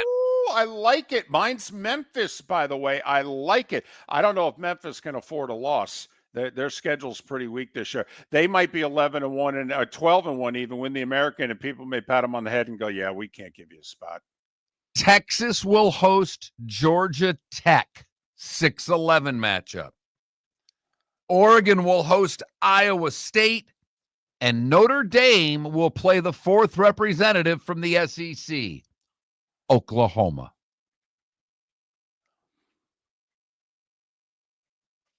Baylor and Utah from the Big 12, Clemson from the ACC, Penn State, Washington, and Oregon, barely over Illinois, barely.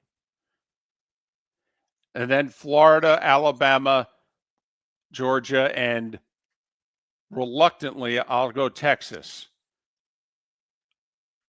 I tell you what, I take that back. LSU. Florida, Alabama, Georgia, LSU, both Ohio State and Texas missed the playoff. That's crazy talk right there. Do you know how much money those 2 schools spends on rosters? I don't know what to tell you. Florida's going to be Texas, all right? And LSU's going to be Florida. I know Texas will have the win over Ohio State, but it won't mean as much because Ohio State will have at least 3 losses and will be in line to miss the playoff. I don't know what to tell you. It's going to be an amazing college football season. I've got a lot of rematches in the postseason. I have all the better teams winning their home games, which means Penn State will play Notre Dame. Penn State gets them this time. Alabama will play Ohio State. The Buckeyes will upset the Crimson Tide. Georgia beats Texas a second time to get to the semis, where they will play Clemson. Penn State and Georgia play for the national title. And Georgia spoils the Nittany Lions' dreams and breaks their hearts. The Dogs are the national champions. I'll tell you what, I'll amend my title game. I've been saying it's going to be Penn State, Clemson. I'll say it's Penn State, Alabama. The Nittany Lions get payback for the 77 Sugar Bowl and the goal line stand. I'm going 83 Sugar Bowl. David's going 77 Sugar Bowl. Coming up later, Love Boat, followed by Fantasy Island. The plane. So there you have it. Predictions sure to go wrong. I will work with our webmaster and see if I can get David to email me what he did, because I've already forgotten most of it. I at least wrote mine down. And we'll see if we can get this up so that come January, you can all tell us just how damn stupid we are. Well, no, you could tell us that now. We know. This isn't going to be close to right. And once again, I made the stupid mistake. I'm picking chaos. That's dumb. When is there ever chaos? There's never chaos. Okay, except in our home lives. When is there ever chaos? Seriously, except in Congress. When is there ever chaos? In sports, there's hardly ever chaos. Just at the U.S. Open between two women playing tennis because an unwritten rule was broken. Hey, you're supposed to apologize for that. Got it?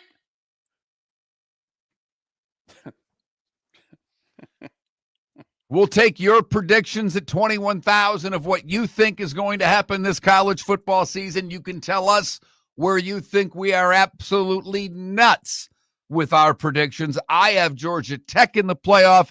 David has Washington in the playoff? That's no. That's Did you nuts. say? That's nuts. And I don't mean the Commanders. Right. No, I'm nuts. Nuts. They got Oregon at home. They got Ohio State at home. They got Illinois at home. I'm telling you, late September, they beat the Buckeyes in the Pacific Northwest.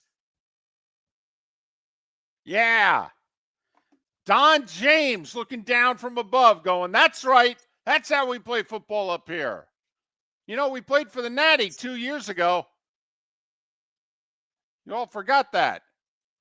Texter just says, are you recording this segment for replay in December? Let me explain something to you, sir. YouTube.com/Miller and Moulton, Twitch.tv/Miller and Moulton. Every damn show we've done is up there so you can crush us later. Roy Cummings next. If you're a business who targets men, please know there is no better and more economical way to reach your target audience than us at Miller and Moulton. So let us help you make money. You can reach out to Mark at @MarkMiller or me at @TheDavidMoulton on X, or text us at 21,000. We have a proven product, a good reputation, and lots of quality segments that we can attach your company's name to. Miller and Moulton, we're like that old pizza box. You've had the rest, now try the best. Miller and Moulton, MillerandMoulton.com. When you're craving the real taste of Chicago, there's only one name to know. Jimmy the Beef Guy. We're talking tender, juicy Chicago beef sandwiches. Whether your party's for 10, 100, or 200, bring game day to your house with Jimmy the Beef Guy. The catering packages come with the beef, the gravy, the peppers, the bread, everything you need. 2 convenient locations, Fort Myers and Bonita Springs. Skip the ordinary and bring the beef. Jimmy the Beef Guy, Chicago flavor, Southwest Florida style. Call today or visit jimmythebeefguy.com. Tell them Miller and Moulton sent you. With summer approaching, time to take care of your own house. So stop into the Floor Meisters and see their huge in-stock selection of carpet. The Floor Meisters has 100 rolls to choose from, starting at $2.99 a square foot for carpet, pad, and installation. Come in and ask for Dave and have him show you the Dream Weaver Select. Many styles and colors to choose from to fit everyone's taste. Floor Meisters, 6281 Naples Boulevard in Naples, right next to Costco, or go to the web, floormeisters.com. Mark Miller for Sleep Treatment Direct. They are helping me with sleep apnea. And by helping me, I mean curing me. No more CPAP machine. No more snoring. No more tossing. No more waking up exhausted. Their expert team got me the right treatment, fast and hassle-free. If you want to feel energized and get rid of your snoring, call Sleep Treatment Direct today. 444-1741. That's 239-444-1741. Sleep Treatment Direct. Sleep safe and sound. Think we only fix windows? Think again. Your local Glass Doctor Home and Business does so much more to upgrade your home. We custom build stunning shower and bath enclosures, install sleek glass doors and windows, and can bring fresh life to foggy or cracked panes. Need a glass tabletop or a statement mirror? Yep, we do that too. If it's glass and it's in your home, we're the team to call. Call the Glass Doctor, we fix your pains. Oh yeah! American Paint Supplies, celebrating 30 years in Naples, is proud to be the exclusive Farrow & Ball dealer in Southwest Florida. The best thing to come from the UK since the Beatles, Farrow & Ball has the colors and paints at American Paint Supplies. See why all the designers and painters choose Farrow & Ball. For 30 years, American Paint Supplies provides the perfect pairing of service and expertise on 6100 Shirley Street in Naples off of Pine Ridge or online at AmericanPaintSupplies.net. American Paint Supplies is your one-stop shop for all your coating needs. This is Miller and Moulton.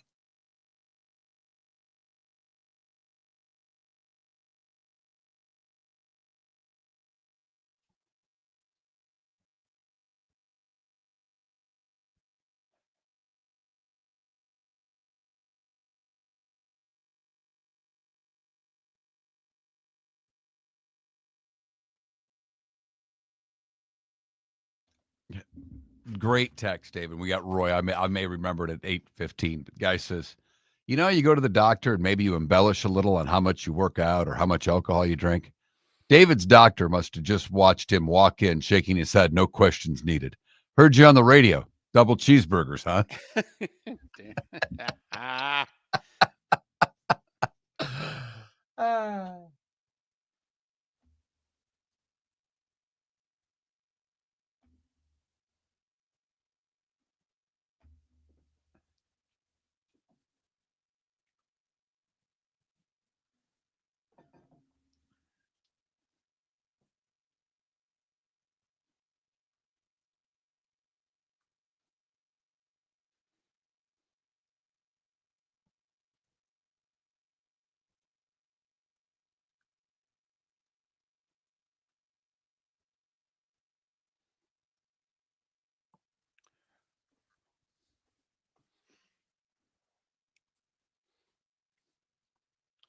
DC, somehow I don't think that segment will ever be played again because it will turn out to be so inaccurate. Right. Okay. For both of us, that there's no way we can play it. It's one that I'll literally would have to clip part of it and play it back and forth on the show just to embarrass the two of us. Morning, Roy.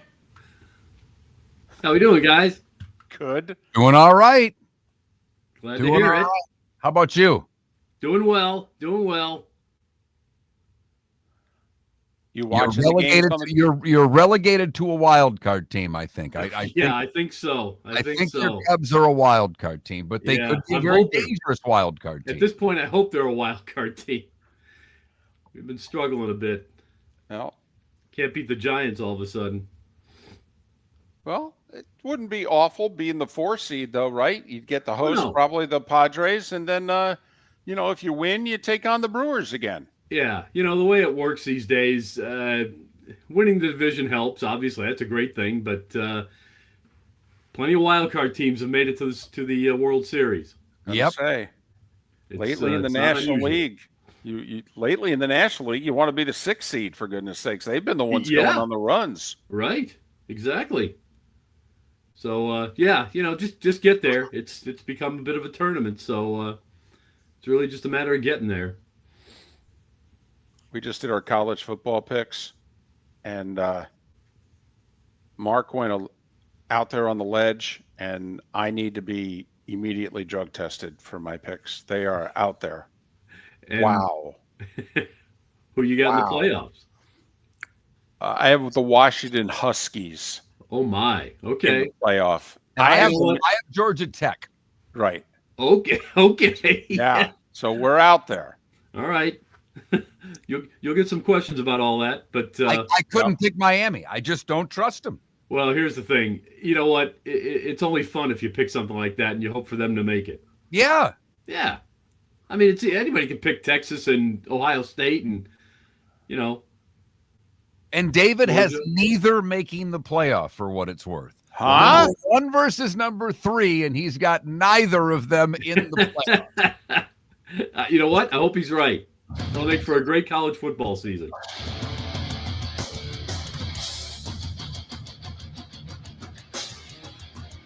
You're listening to Miller and Moulton, coming at you from the Floor Meister Studios. Floor Meisters, keeping it real. And now, here's Mark Miller and David Moulton.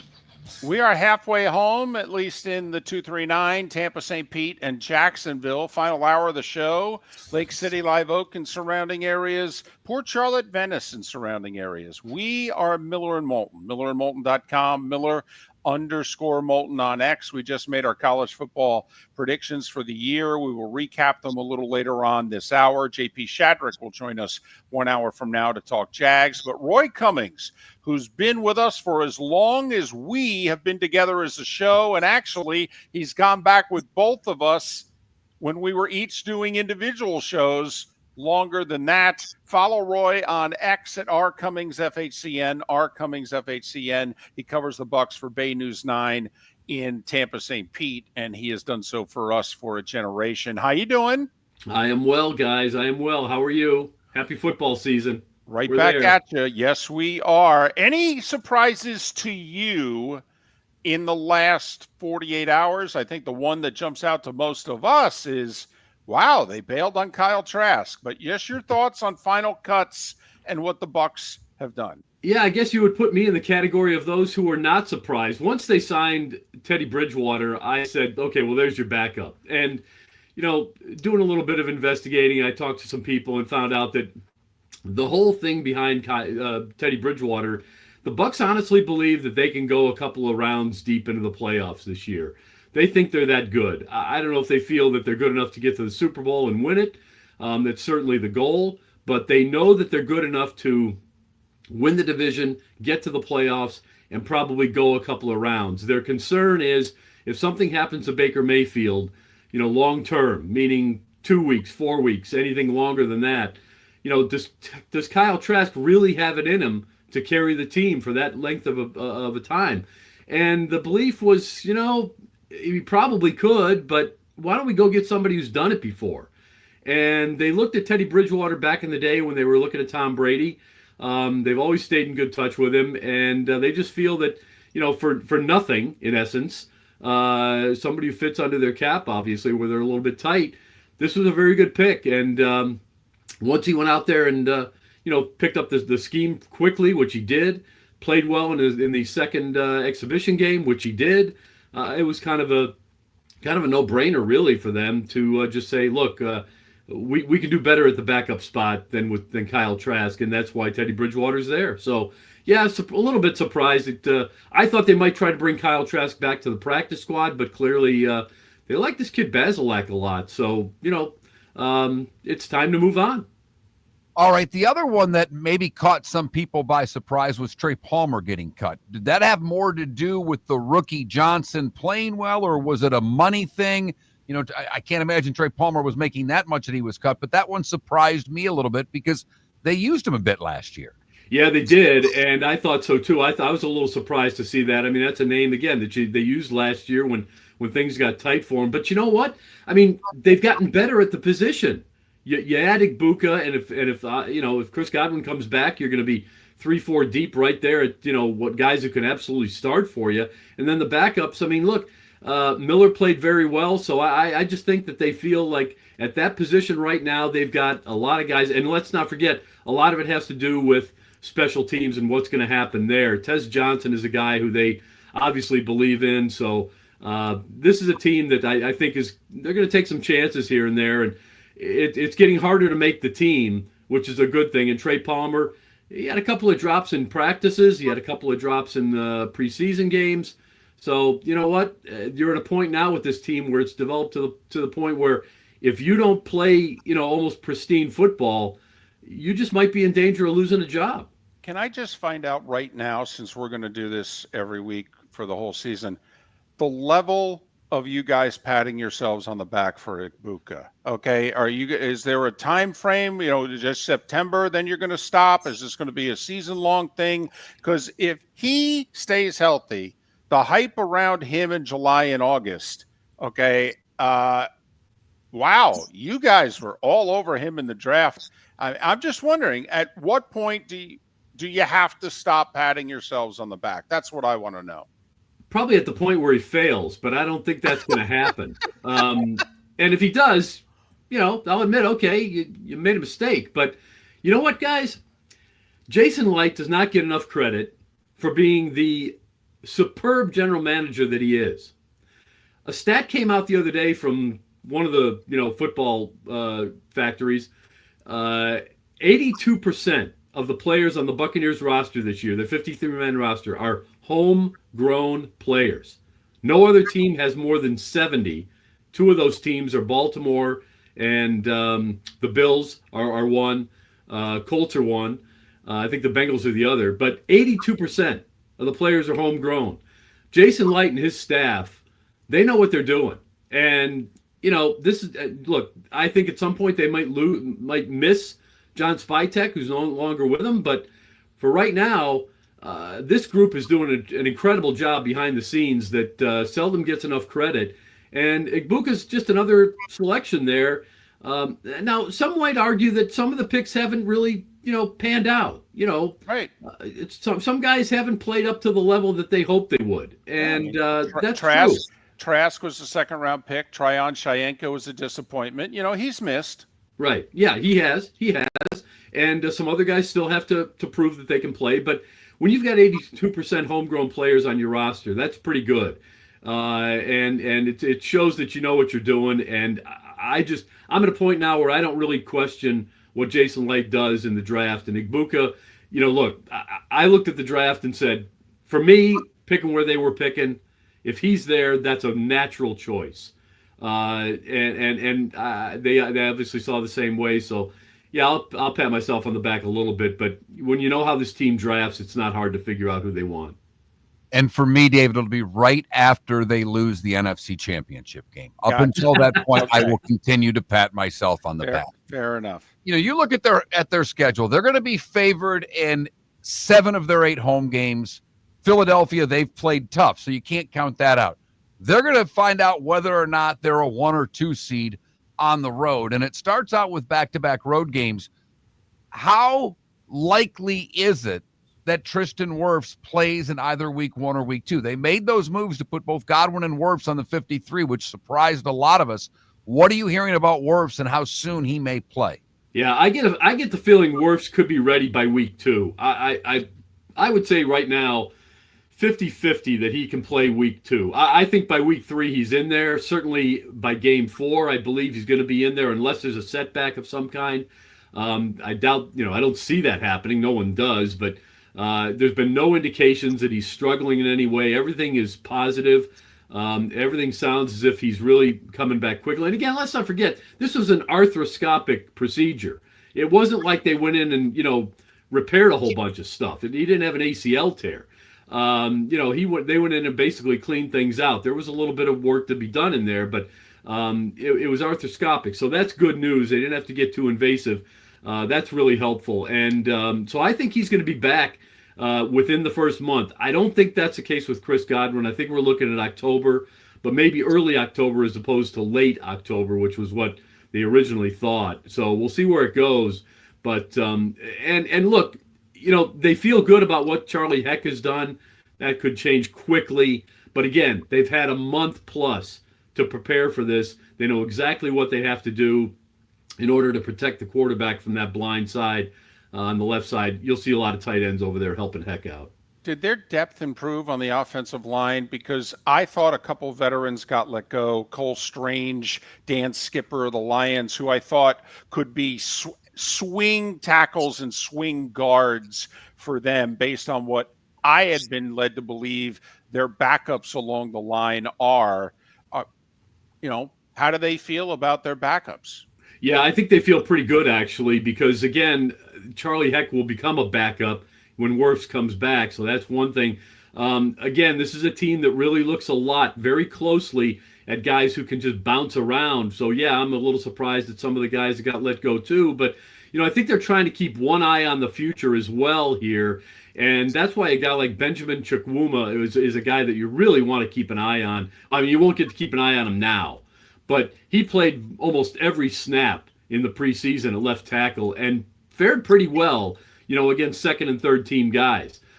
This is a kid who's extremely raw. He's just a very good athlete with, left tackle size and makeup. So we'll see how that goes. But, yeah, I think they just feel very good about the front group, the top group, number one. Obviously, the starters, Barton, Mock, the whole bunch there, Gedeke.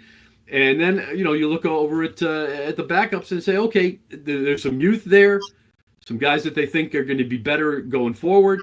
And that's also a spot, probably the number one spot along with the secondary, where you'll see them possibly add pieces and subtract as game one draws near. And beyond that, I think that's a spot where if you see somebody out there you think is better, you'll go get them. And to his point on Heck, if he plays well, that means you might not have to play Wirfs until the third game. His success at tackle will really vary on when they can bring Wirfs back, in my opinion. Yeah. But when you look at the defense, obviously Reddick brought in to deliver a pass rush. Outside of Reddick, who's the most important person to deliver on this team's defense this year, Roy? It's still on the defense overall? Yeah. Oh, boy. I mean, you picked the most obvious, but, I got to say, I'll say this. Servace Dennis. And I'll say it because this is the kid, along with Diaby, who probably showed the most promise here in the last year. That's the guy who probably, really stepped up and said, okay, you say, okay, well, this kid could play a little bit. That's got to continue. It's got to be the same with Diaby. If that doesn't happen, because I think we know Kalijah Cansey's going to be really good. If he can stay healthy. That was going to be my guy. Granted, he's got to stay healthy. That was going to be my guy. Yeah, he'd be my guy too, as long as he's healthy. But again, I think they'll use him sparingly in certain spots. But he's going to be in the backfield a lot. So, and the other one I would say is Chris Braswell. That's a kid who, again, one of the draftees, high round pick. He's got to step up this year. So let's see how he steps up. You'd love to see him push Dennis or Diaby or someone and see what happens there. The other guy, just look for Nick Jackson. He's on the practice squad right now, but he's the first one who's going to move in somewhere into the 53-man if anything happens injury-wise along the line or in the front seven there. Roy Cummings, Bay News 9, Miller and Moulton. Follow him on X at rcummingsfhcn. He'll be with us every Thursday at this time. Next week, we dive into the Bucs and the Falcons. Remember, Atlanta swept the Bucs last year, week 1. Roy Cummings here on Miller and Moulton on the American Paint Supplies Hotline. For over 50 years, the Nolan family has been dedicated to protecting local families. Nolan Family Insurance is a second-generation independent agency that specializes in home, flood, auto, and boat insurance. They take the time needed to explain your coverage options and answer your questions so you can make an informed decision that's right for you. If you're looking for an agency that treats you like family, call 941-639-1122 or go to nolanagency.com. That's 941-639-1122. or nolanagency.com. With summer approaching, time to take care of your own house. So stop into the Floor Meisters and see their huge in-stock selection of carpet. The Floor Meisters has 100 rolls to choose from, starting at $2.99 a square foot for carpet, pad, and installation. Come in and ask for Dave and have him show you the Dream Weaver Select. Many styles and colors to choose from to fit everyone's taste. Floor Meisters, 6281 Naples Boulevard in Naples, right next to Costco, or go to the web, floormeisters.com. American Paint Supplies, for nearly 30 years, is your one-stop shop for all your coating needs. If you are a designer, a contractor, a professional painter, or a weekend warrior, American Paint Supplies is the place where experts go to get expert solutions. At 6100 Shirley Street in Naples off of Pine Ridge, American Paint Supplies delivers the best solutions with the best products with the best support. Meet Gene and his team today at American Paint Supplies. Call 239-566-2700. That's 566-2700 or online at AmericanPaintSupplies.net. Whether you're chasing peak performance, reigniting intimacy, or simply want to feel your best, Game Day Men's Health creates customized game plans to optimize your health. Call 239-427-3441 for our Bonita Springs and Naples location to set up your free testosterone test and consultation. Mention Miller Moulton Radio Show for 10% off your service. Find your maximum self with Game Day Men's Health, Bonita Springs and Naples, Florida. Call 239-427-3441 today. This is Miller and Moulton.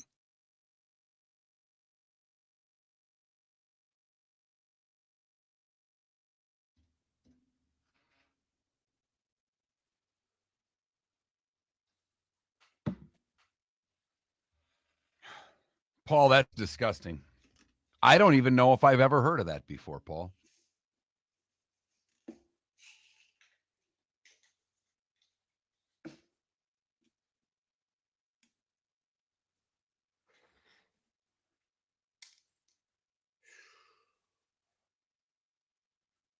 And to the gentleman, you two, Stidgen, if I said that wrong, I apologize. I couldn't pronounce half the words in your question, so I didn't know if I could spit that out.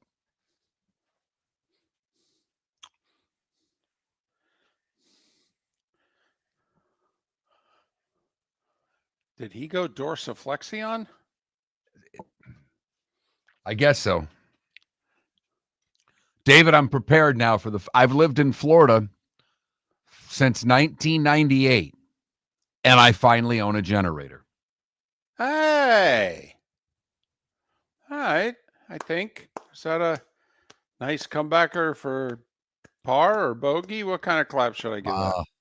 Depends on, if you want to see the bill or not. Maybe a 4-footer for 6 is what you're saying on a par 4? Right. Okay.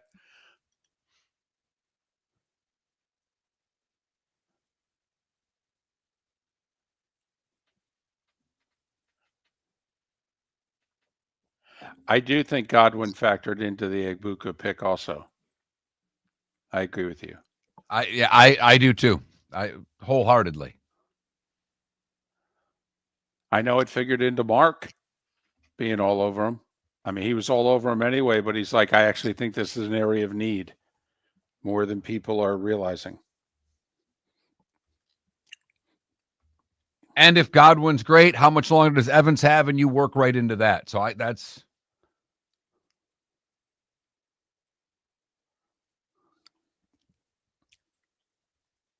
And I've not seen you in here before, so thanks for joining us. Yeah.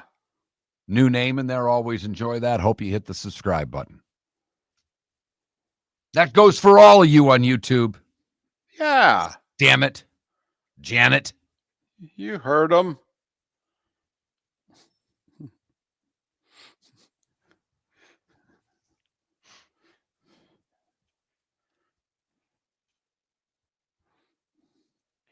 We got Lisa Spooner from NBC2 there.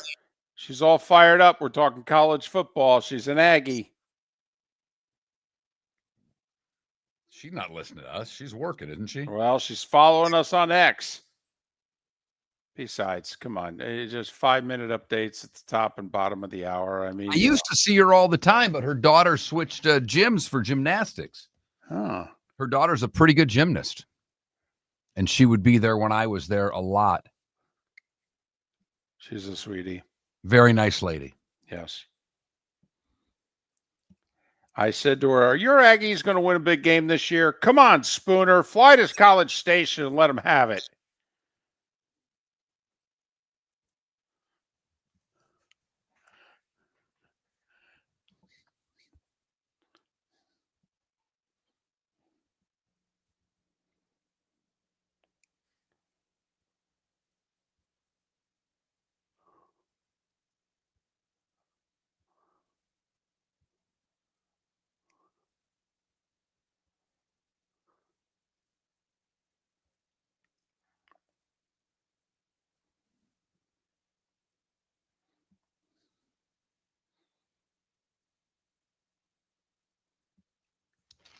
Former Fargo Moorhead Red Hawk just followed me on X. That's what we're talking about. Can't have enough Red Hawks. Or Bison. He's a Bison. It's also a dragon, Mark. He's a dragon, a Bison, and a Red Hawk.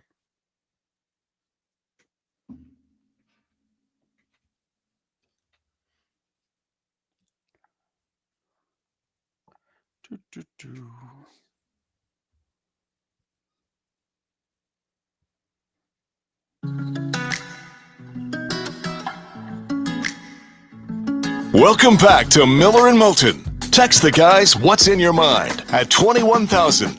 That's 21000. And now, here's David Moulton. 21 minutes past the hour. Miller and Moulton, millerandmoulton.com, Miller_Moulton on X. All right, we will recap our college football picks next segment. These are our picks for the season. And some of them are out there. Out there. Yeah, my Big Ten teams are pretty chalky. I throw one SEC team in there that not many of you will have going to the playoff.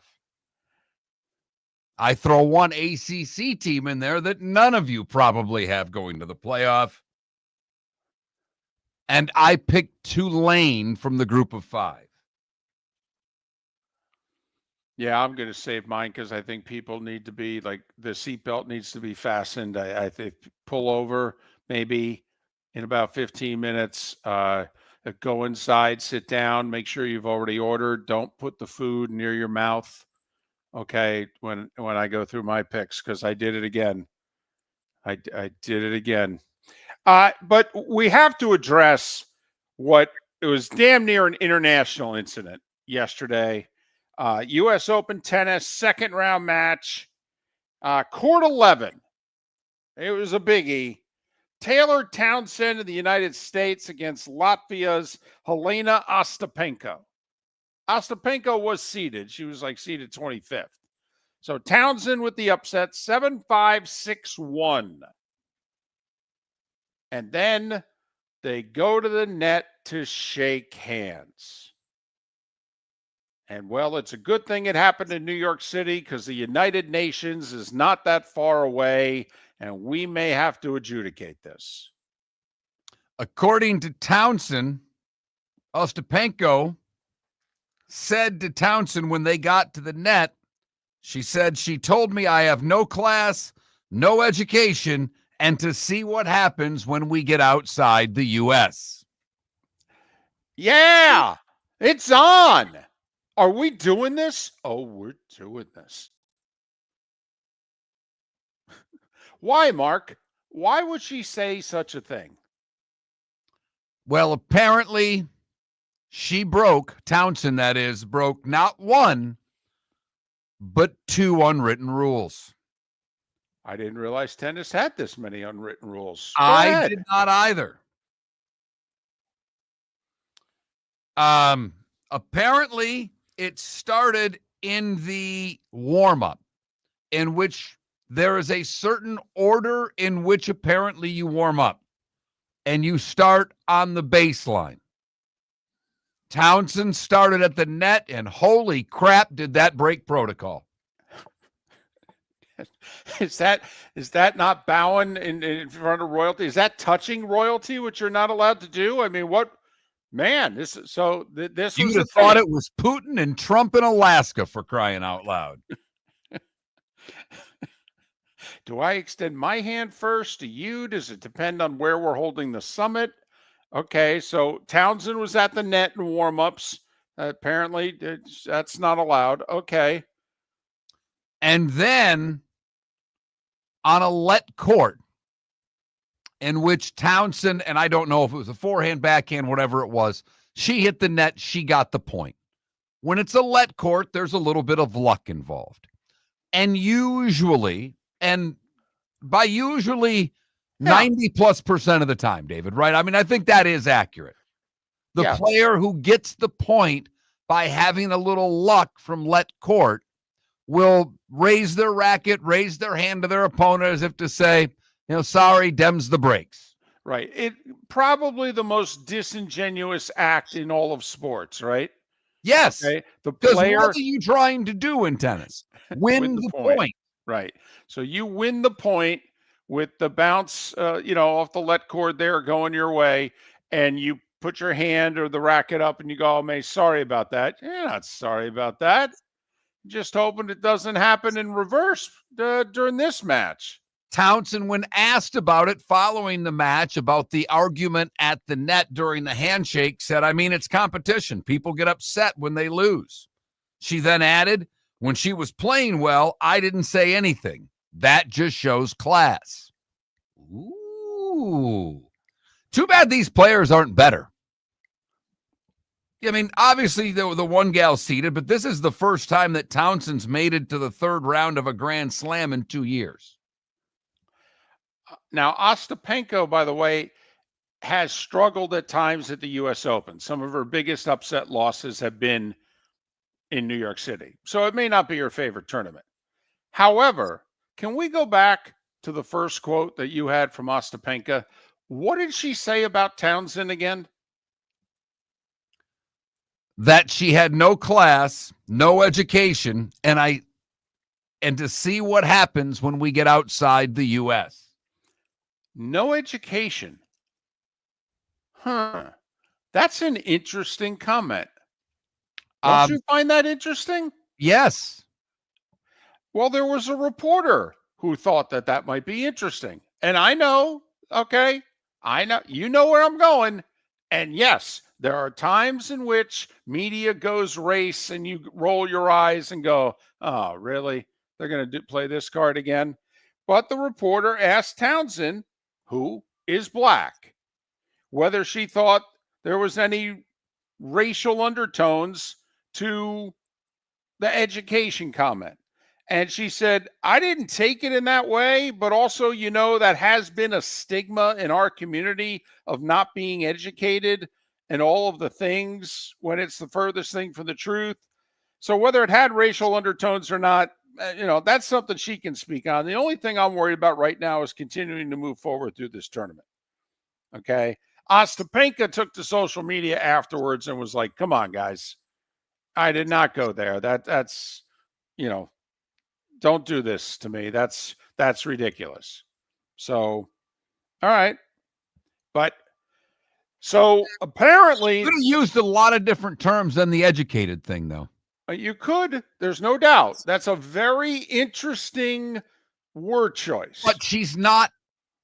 English is not her first language. Exactly. So how much slack do you cut her for being mad, spewing out, and that's what comes out? English isn't her first language. Right. You decide. And since Townsend said, well, I didn't take it that way. Okay. Oh, okay. Then we just let it go. And like you said, Mark, it's not her native language. Probably would have, if she spoke the language better, had a better word choice. Okay, fine. But now we have found that the unwritten rule in tennis is oh man, sorry about that. I'm sorry I won that point. I'm not sorry at all. Sorry I won that point in that way, really. That's a shame. So that's apparently the unwritten rule. Where does that stack on the unwritten rules in sports? Baseball's got a bunch of them. Baseball has a bunch. I did not know that. I've seen players do it a bunch. So if I would have thought about it and you would have said, what are the unwritten rules of tennis? You and I probably after a while would have said, oh, yeah, they do that all the time. That's probably a little part of it. Here's how disingenuous it is. A lot of times the player does it while not even looking at their opponent. They literally will be walking to the other side of the court. Their head is turned towards the side, the towel they're going to grab, and they literally are holding their hand up to the side or their racket up. Okay, kind of like, oh, man, sorry about that. And they're not even looking at you. No. It's not genuine. No, it's the equivalent. Tennis and golf are often lumped together because they're the country club sports, David. Wouldn't you say it's the equivalent of a match play event and the guy misses the 10-footer so you win the hole and you go, nice roll? Good try. Yeah, good putt. You don't mean that. You won the hole. You don't care. Right. I think at the end when you shake hands, good match. And the guy on the other end of the handshake's like, I didn't think it was a good match. Yeah, you beat me 6-5. What the hell was good about that? What the hell was good about this? I couldn't find a fairway. My life depended on it. What the hell was good about this?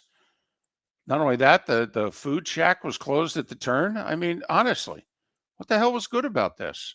I want my 3 hours back. Miller and Moulton. Think we only fix windows? Think again.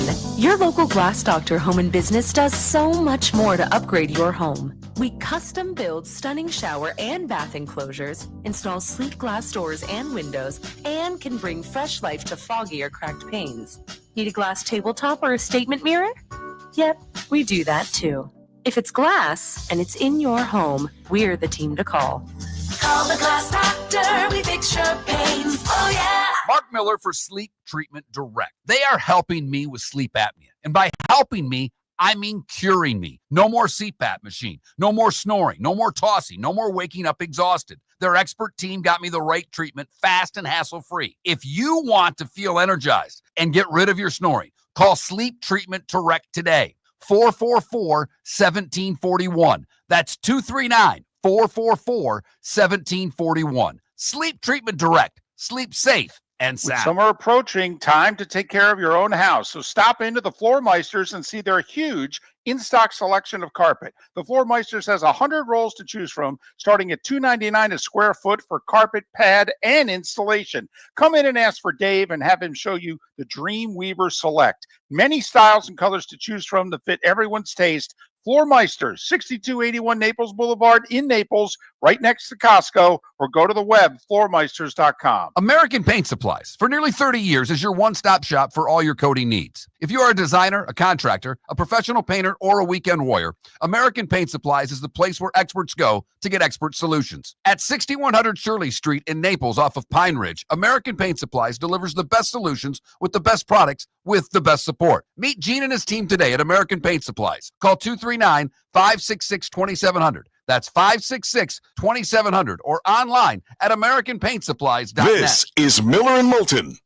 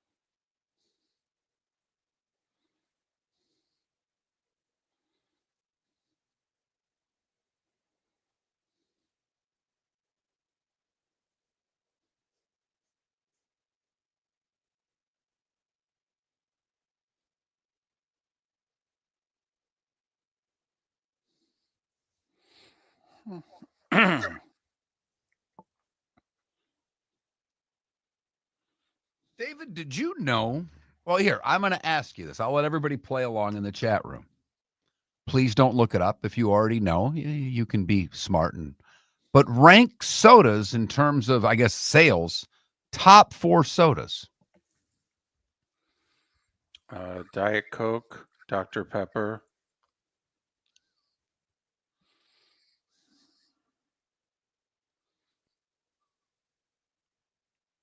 Sprite.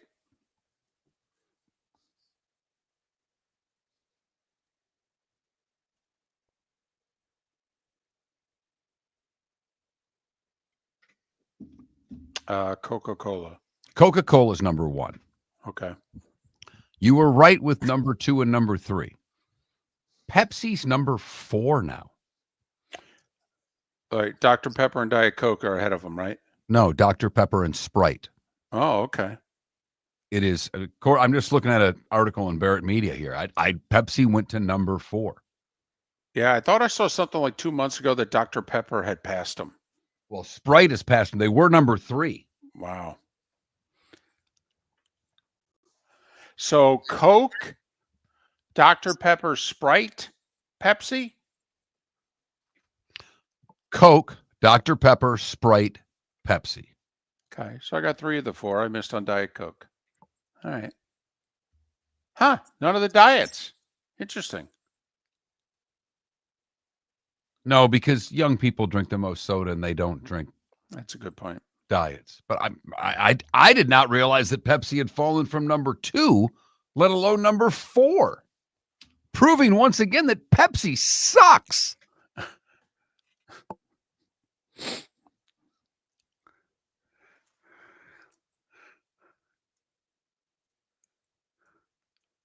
Saw Jerry Cantrell played the Skadium in Fort Myers solo.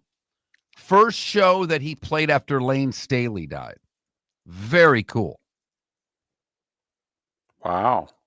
That's He's the writer of all those Alice in Chains songs. No, I know, but that's an interesting venue. Right. I don't know how it happened. I don't know why it happened, but I remember going to that. It was pretty cool. At the Skadium. Hello.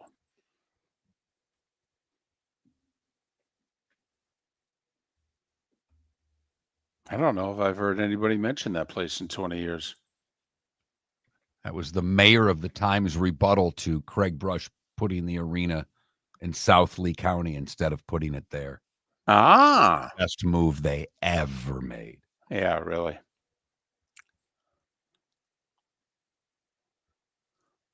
For your I'm trying to think. Was it there's a place on 41. It's now like a charter high school. And the name escaped me of what it was called, but the bar was up high, the dance floor was dug out, and the stage was about the same height as the bar. So were you on the floor for a show or like the dance orbits? Yeah, that was a cool venue.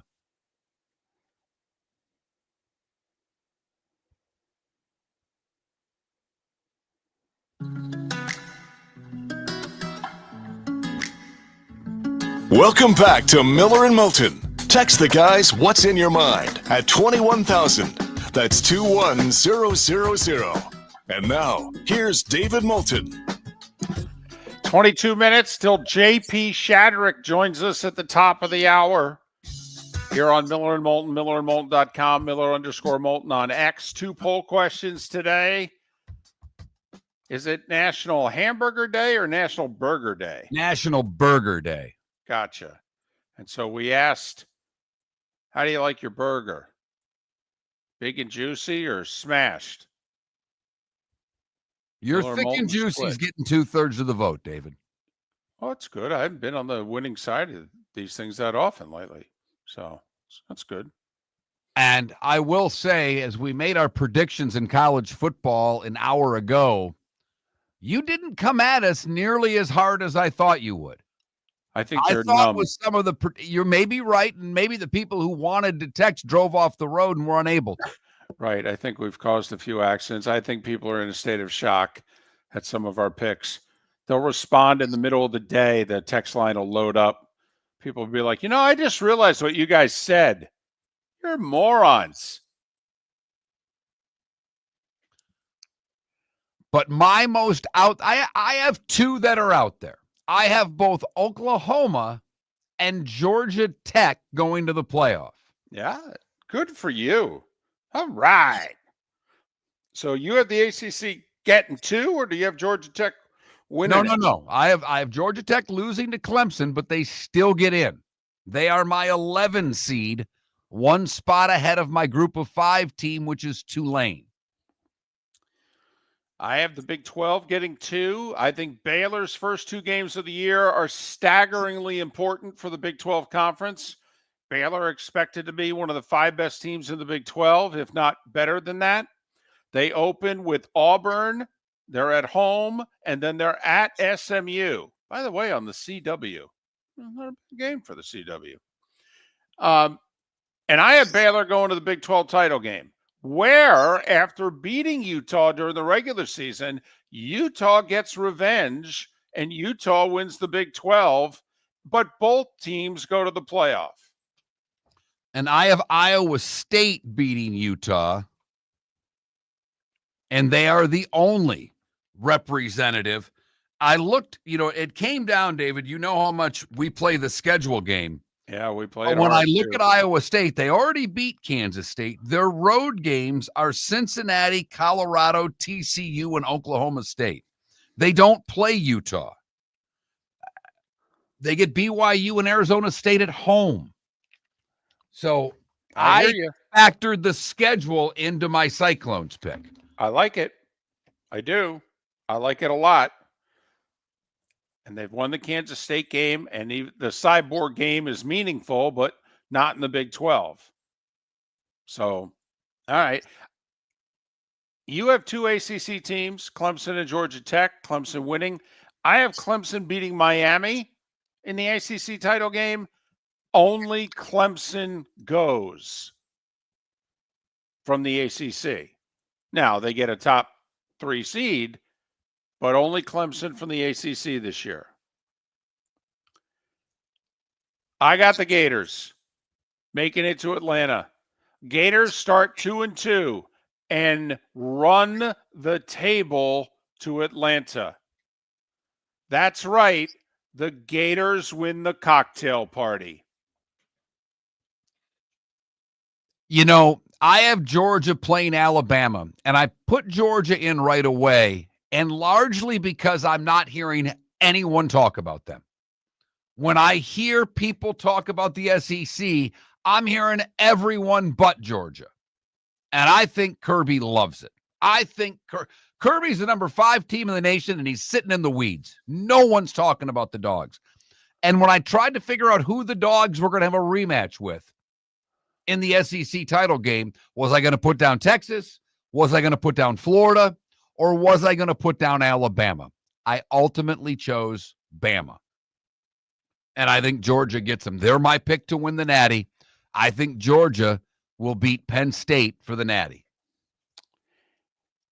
I have both Texas and Ohio State missing the playoffs. That is flat out crazy. The number 1 and 3 teams in the country in the AP poll, the number 1 and 2 teams in the country in the coaches poll. I have Texas beating the Buckeyes. I have Ohio State getting their second loss in September. They lose at Washington at the end of the month. And then I have Penn State essentially eliminating Ohio State from the playoffs when they come to Columbus and beat them in the regular season. I have the Buckeyes going 9-3, but beating Michigan so that Ryan Day gets to continue to have a good life. That's a Gary Danielson line from Les Miles. Needed the first time he faced Nick Saban when Nick was at Bama, okay? And they were trailing as the number 1 team in the country in the fourth quarter. And Vern, and then we do a slow zoom in on Les Miles, and Vern makes a comment about, this is a big game for Les and LSU. And Gary goes, big game. Vern, Les needs to win this game to pause, have a good life. It's a great line. It really is. Was.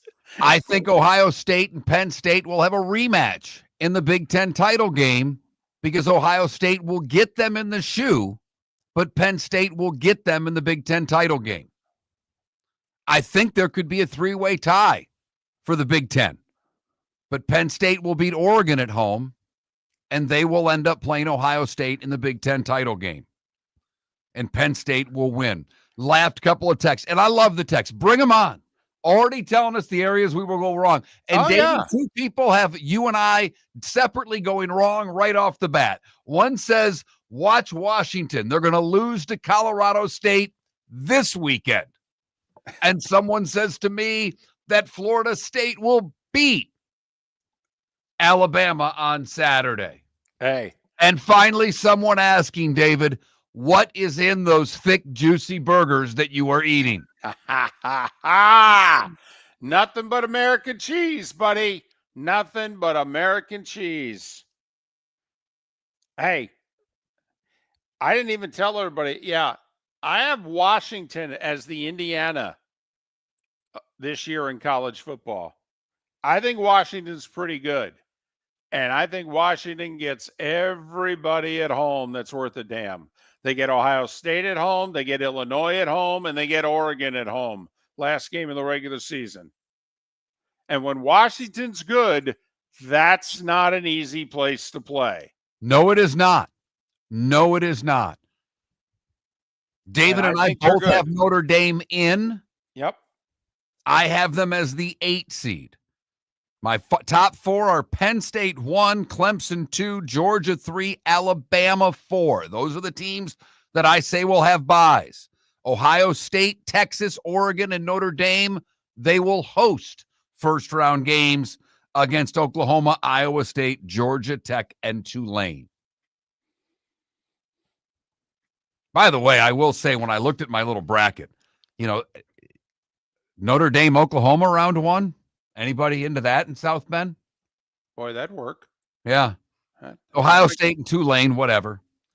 Texas and Georgia Tech, Oregon, Iowa State, But the second round of Penn State, Notre Dame rematch of what was a tremendous game last year in the playoffs. But David has the Canes going to the playoffs. Yes, right? You don't. You just have Clemson. You have them going. Neither of us have Miami going to the playoffs. David has Florida going to the playoffs. And obviously neither of us have the Seminoles or the directional schools doing anything. Alabama beats the Gators in Atlanta. Georgia and LSU are the other SEC teams in the playoff. I have Penn State, Washington, and Illinois. I don't think the upper part of the Big Ten is as good as the preseason polls say they are. For the doubts I have about Ohio State, I've got just as many, if not more, about Oregon. Could be dead wrong. Yeah, I think what Lanning's done there in building the same way Georgia built, he builds at the point of attack. He does. His line of scrimmage on both sides are very good, and he's proven that no matter what quarterback he has, he can win. I don't think defensively they're all that great. They weren't that good last year. Their offense was amazing, and it covered up for it. I don't think the offense will be as amazing, and I don't know how much better the defense is. They lost a lot of guys. Now, if anybody can replace guys in the portal, it's Oregon. And trust me, Canes fans out there, I want you to know this. I probably deep down like the Canes more than any team in the state of Florida. When it really is pushed to shove, I want the Canes to be great. Life is fun when Miami's good. And I wanted to put them in the ACC title game. I really did. But until Mario can prove that he can win all of the games he's supposed to, when he's an underdog, so be it. They're going to lose a game or two. I get it.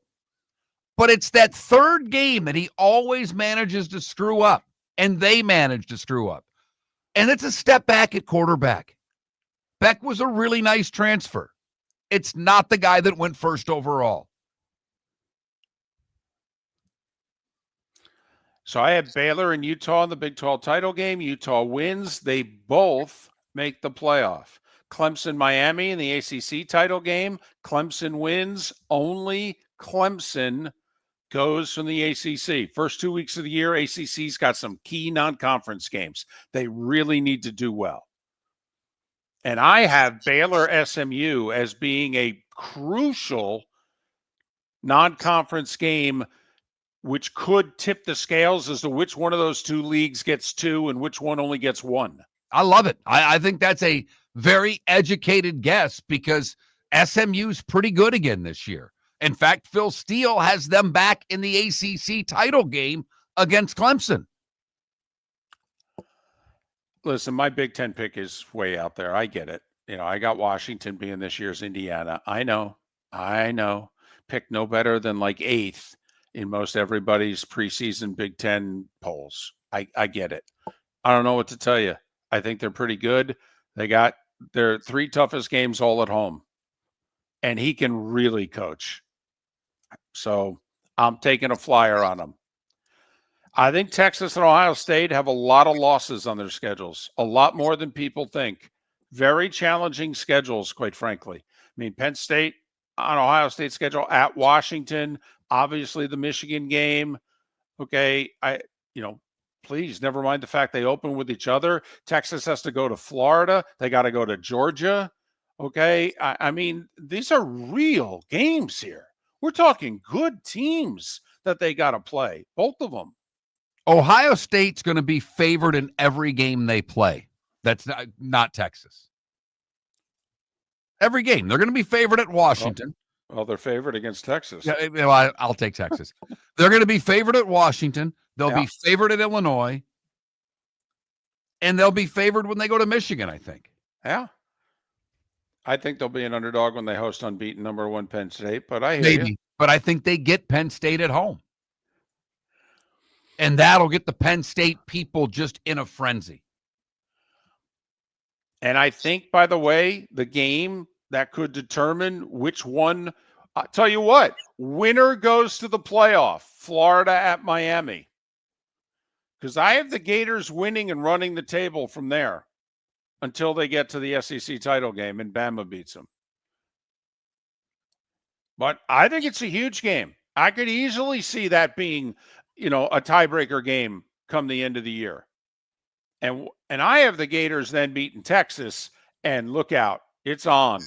It's on. And they circle a cocktail party, and they say, it's been 5 years. That's enough. Well, it is. Look, it's a crapshoot in the SEC. You look at Texas's schedule; it's really difficult. It is. Georgia's schedule's really difficult. Really, Bama plays a really tough schedule. LSU, Florida. I mean, goodness gracious! Right? I'm just going to keep throwing A&M out there. I know. I get it. I know, but legit top 20 team. I mean. The problem is that when A&M goes and loses against Notre Dame, what they'll have to climb the rest of the way will make it tough for them. I'm just going to throw this out there, how big the Miami game is for Notre Dame. If by chance they lose, how many more losses can they have? They have Boise State, Texas A&M, and USC on the schedule, all in the first half of the year when CJ Carr is still trying to figure it out. I'm telling you, okay, if they can get to like Columbus Day with only 2 losses, they're going to run the table. They'll be absolutely. Fine. But the thing that can help the quarterback out is they've got a great running back and they've got a great offensive line. Miller and Moulton. We will switch gears and talk the Jags with JP Shadrick. That's next. Shoeless Joe's Sports Cafe is where your fantasy football draft should be. Free private rooms, Wi-Fi, plus food and drink specials. In August, Shoeless has bingo and trivia Tuesdays and Thursdays with your chance to win free wings and beer for a year. Fridays, live music on the deck. Saturdays, karaoke on the deck. Plus daily meal specials like Wednesdays, $6 wings and half-price pizza. Watch all your baseball and football at Shoeless Joe's, your home for good food, good times, and good sports in the Bell Tower Shops, Fort Myers. Got a cracked window or foggy glass? Don't wait for the next storm to make it worse. Your local Glass Doctor Home and Business is just down the road and ready to help. From leaky frames to shattered panes, we've got the tools and the know-how to get your home or business storm ready. With flexible scheduling and our done right promise, you'll be in good hands. So before or after the weather hits, call your neighbors at Glass Doctor. Glass Doctor, Glass Doctor. Call the Glass Doctor. We fix your pains. Oh, yeah. Defining a new era in men's health. Get stronger and healthier at Game Day Men's Health. With our in-house laboratory, get in, get treated, and get back to your passion and purpose. Call 239-427-3441 for our Bonita Springs or Naples location to set up your free testosterone test and consultation. Mention Miller Moulton Radio Show for a 10% discount on your service. Start living your best with Game Day Men's Health, Bonita Springs, and Naples. Call 239-427-3441 today. American Paint Supplies, for nearly 30 years, is your one-stop shop for all your coating needs. If you are a designer, a contractor, a professional painter, or a weekend warrior, American Paint Supplies is the place where experts go to get expert solutions. At 6100 Shirley Street in Naples off of Pine Ridge, American Paint Supplies delivers the best solutions with the best products with the best support. Meet Gene and his team today at American Paint Supplies.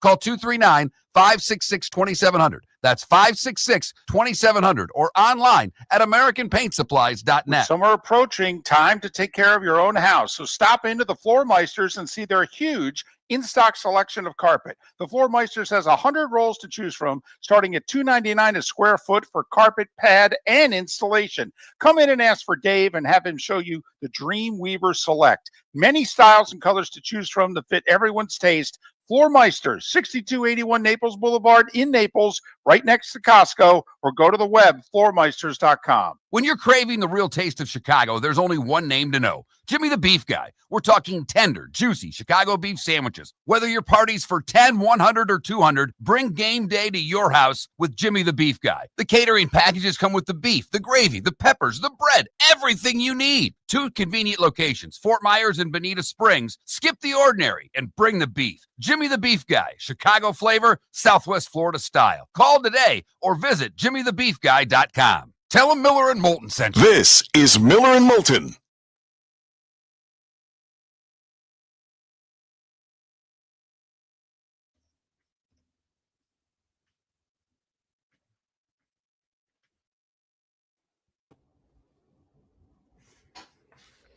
Hey, Greetings. look at the two of us. Yeah. Lazy as hell. No, see, it's trimmed. That's not lazy, and yours is formed also, man. It's nice. Yeah, I haven't felt like shaving. I hate shaving. But so that's intentional on your end? Yeah, All Looks right. good. yeah. Looks good. I figured I'd better grow it where I can, Right. Because there's certain places I can't. I understand. You're going to ultimately go for the Ryan Day, just dye it as black as you can, eyebrows included, everything? No? Okay. All right. It is what it is. Nature always wins. Yes, it does. I'm with you. JP, question. Yes. Hello, Mark. The Almond Betts Family Revival, how close is that to what you saw? Is that similar band, completely different band? Nope. I think the Almond, that's Greg's kid. And then I think Dwayne Betts does some of that too. But I don't know how often they're out. You know Well, what I mean? that's the only reason they're doing a tour. Oh, okay. This thing's doing a tour, and I got a thing for tickets. They're coming to Clearwater, which is as close as they come to me, at a small venue. Yeah, so it's Dickie Betts' son, Dwayne, Right. and then Devin, I guess, is Almond's kid. So Gotcha. and it's similar. I mean, I haven't seen that group together, so because I know Dwayne Betts has his own thing going on. So Right. yeah, All right. What's the big games you got this year? Notre Dame, Miami, Sunday. That's Florida, not bad. It's not a bad first game. Florida, Miami in mid-September. There we go. Oklahoma at Tennessee later. What else? Alabama at Auburn. Look at you. Just throw a little Iron Bowl in your life. Yeah. And not only that, it's on the plains where, let's face it, that's where the crazy happens. Mm-hmm. And you can get home that night if they don't go to 4 overtimes. But yeah. That's true. You can catch that late flight out of Atlanta. Atlanta. And then I've got Thanksgiving in Dallas this year. Ooh. Chiefs, And Cowboys. you got Christmas, right? And Christmas, not sure exactly where yet, but Okay. for Good Westwood. you. So there's a couple other college. Oh, our bye week, I'm doing Wisconsin at Oregon, Okay. which will be fun. I've never been out there. So Me neither. I missed the game last year. We're headed there next week. nice. Do you get to fly to Eugene, or do you have to fly to Portland and drive down? Oh, I thought you meant from Jacksonville. Man, that's No, a no, no, long drive. No. No, Portland. Stay in Portland. That's what I thought. It's like I don't think you can get. I mean, or Eugene's not that easy to get into, if I'm not mistaken. And apparently, it's like Auburn. There's no hotels, and they're expensive. It's small. I mean, Yeah. I've driven through it. I have a friend that lives out there, so in Portland. So I've driven through it. It's a blip. It's like it's a pretty small college town. It's the bye week, so I'm going to go a day early. I've never been anywhere there, so I'm going to go hang out in Portland for an extra day. Fun city. I mean, you got the homeless problem, but I still like Portland. There's fun things to do. It's a weird city. I know you got that in you, JP. You go find some music somewhere. Yeah, why not?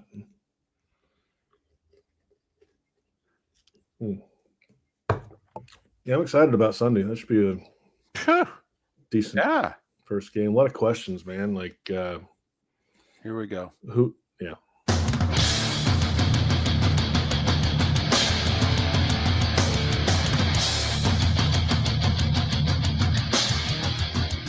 You're listening to Miller and Moulton, coming at you from the Floor Meister Studios. Floor Meisters, keeping it real. And now, here's Mark Miller and David Moulton. And we will begin the bonus hour every Thursday with JP Shadrick. You can see JP, and he is styling these days on the Miller and Moulton YouTube channel, twitch.tv/Miller and Moulton. He's part of the Jags pre- and post-game radio network, and he broadcasts NFL for Westwood One. He broadcasts college football for Westwood One and the Touchdown Radio Network. He's got the Irish and the Canes Sunday night to get his season started. How you been? Oh, all's well, man. Training camp is over, and now it's real NFL time coming up next week, and now it's real college football time as well. So, that all this offseason of hype and build up and coaching changes and practice, it's all in the rear view, almost. So that's everybody's happy when it's week one because the real things are finally upon us. All right. Obviously, the big talk with the Jags is their first pick, Travis Hunter. If I were to put you at a percentage of plays that, out of skip the special teams, but out of the offensive and defensive plays, what percentage of plays is Travis Hunter going to play week one in your estimation? Let's see. I bet you he plays. I was told there would be no math today, but I think. Sorry, Chevy. I could see him being more heavy on defense to begin, and then give him some packages. That's my feel of this, right? I think it can change week to week, Dave, Mark. I mean, so this could be maybe 1 week he plays more offense. Maybe another week he has a good matchup on defense and they want him out there more. Maybe it changes mid-game. Let's see what he actually can do once it hits. I think to begin, it's more natural for him to just play defense, read and react in the zone scheme they're going to play a lot of, and then when they need to, put him in different packages on the offensive side of the football. So percentage, let's say 65% of the snaps, maybe 70% of the snaps. I don't think he's out there all the time. I don't think he's going to have to be out there all the time unless all of a sudden he shows he needs to be out there all the time on offense. They've got other guys that can play as well. But now you trade up, you do all those things, you hype him up so big, you don't want him on the sideline. So there's a balance there of what he can handle, but I think it's more defense than offense to begin. That's interesting because that's not what they've been saying, at least since they drafted him, right? The talk is, we're going to play him as a wide receiver. He's wide receiver 2. And then, we'll work him in defensively, workload, scheme, maybe he doesn't play first downs. And part of that, Dave, was like just getting him involved in this offense in the offseason. Right. You have to throw him on offense because you got to learn everything on offense. There's more to learn on offense. Right. On the defensive side, he can read and react, which he's really, really good at. You can just say cover him. Yeah. Right. You can. Got it. Yeah. Okay. All right. They had their scrimmages, the stuff with Miami, and a lot of different reports on how that went, but most of it didn't sound like it went great. The game went better. So how many questions do you have at the line of scrimmage for this team heading into the year? It seemed like I ask you the same question every year, JP, but this was the area in which Jacksonville and Miami, very similar. They've got to get tougher. Do you feel confident that the Jags are tougher this year? if it wasn't for the beards, we could have just run back last year's conversation. And just run it again. This is what we talk about every year. They've changed on the offensive line. They had all this competition. They put guys all over the place in training camp, flipping left and right and all these positions. But it still comes down to the 5 that they pretty much thought on the offensive line to begin. And that's what they've come up with. Okay, that's cool. They feel like they're a little more physical up front on the offensive line. And then on the D-line, there's some questions there too, especially on the interior. Devon Hamilton on a big contract at nose tackle. They brought in Colin Saunders in a trade, a veteran player who's had some success in his career. And then Eric Armstead's going to move inside this year, back to more of a natural position for him. He's in year 11. They've got some younger guys there they're trying to develop and probably at some point move to the inside. So that's where it begins for me on defense. They've got to stop the run. It starts in the middle. They had no chance of doing that a lot last year. And then that set up everything else for failure on the defensive side of the football. And then on the offense, they could not get 3rd and 1. 3rd and 1 felt like 3rd and 5. And that has to stop. That's where it begins. This is going to be a run-heavy team, I think, on offense, because that will set up everything else. Even with a bunch of different backs in the backfield, that takes some pressure off Trevor. He doesn't have to do it all on his own, but it starts with those 5 guys up front. It's a mentality, but you have to go actually impose your will against another team. They changed the whole strength and conditioning staff and everybody to go with that too. So we'll see if that pays dividends. Well, Cohen got the Bucs to be able to really run the ball effectively last year. So obviously it would be great for Jacksonville if he can do the same. Is Brian Thomas Jr. the best offensive player that the Jags have had in 20 years? Maurice Jones-Drew was pretty good. Fred Taylor was pretty good. Well, but Fred Taylor goes back 20 plus. Okay. Oh, yeah. I guess, again, math. Right. I'm sorry. Yeah. My bad. Wow. It's a good one. All right, we just move on. It's math. It's early in the day. It's early in the season. First week. No more math. You're right. Math before Labor Day. That's on me. That's my fault. We're all old enough to have started school after Labor Day, David. I don't know what the hell you're doing. Sorry, my bad. Sorry, guys. To your point, you're making a pretty good point. I mean, they've had some bad teams, right? And so not great offensive players, but he's might be one of the 10 best receivers in the game already. And if he continues on this path, he can be a top 5 receiver. I mean, he's got the height, he's got the mentality, he's got the skill set to go get it, he's got the speed, he's got everything you want, and he can't do it himself. He can't throw it to himself, like one of those cartoons or something. There's no chance. So it's got to take some help around him. It's got to take better quarterback play, more consistent. Now, remember, most of his production came with Mac Jones last year when Trevor was hurt with some of his bigger games. So they've got to figure that out. They spent the whole offseason working that out, hopefully, and really trying to find some kind of chemistry offensively. Brian Thomas Jr. is not really I would say he's not an exceptional practice player. There's moments in training camp where he's just dropped the football and it's been on the ground. And I think it's been enough of a storyline this training camp that it's something to watch as the season goes along. But so far, he's been able to elevate his game when the lights come on. Okay, that's cool. And if he continues with that, then all's going to be well. And yeah, he's got a skill set that we just really haven't seen around here. And 20 years or so, not 25, 20. JP, what's the square root of 3? All right. You started this off with thinking Travis Hunter is going to play a little bit more on the other side of the ball, which means the receiver Patrick that they got from Detroit, is he going to be expected to contribute right away? Well, I mean, they brought him in. They needed a big body. Tim Patrick is 6'5", 210, and a fantastic run blocker, right? And that's something they just didn't really have. They have De'Ami Brown, who they brought in from Washington, speedster down the field.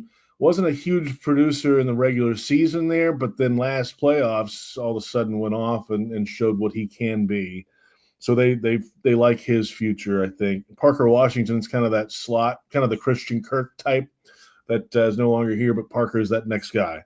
So those are the kind of the guys around Brian Thomas. And you can throw Travis Hunter in that mix. Tim Patrick's just a veteran player, eighth-year guy that you need on this team, and has overcome a lot of adversity too. Missed 2 full seasons with an ACL and an Achilles, and then fought back last year to be the 3rd guy in Detroit.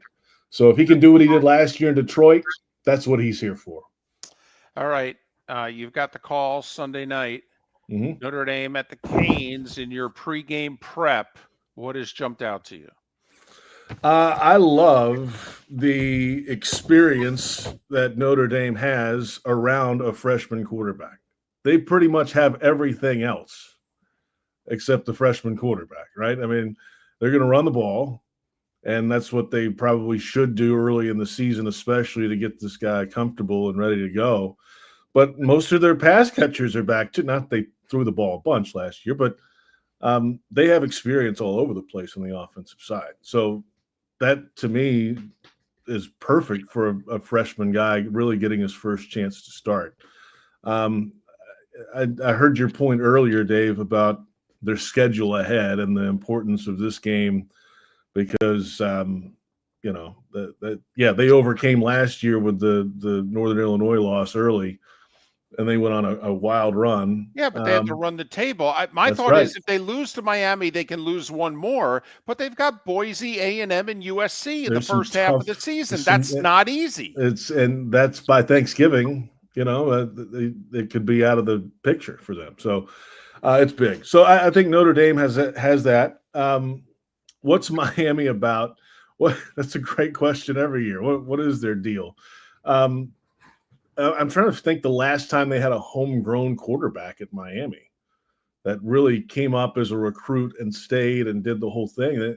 They did it last year with Ward, who was fantastic and obviously the number 1 overall pick in the draft. Is Beck that? No, he's not that. And who's he throwing to?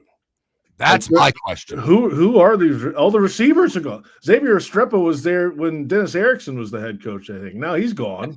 And, who's he going to throw to?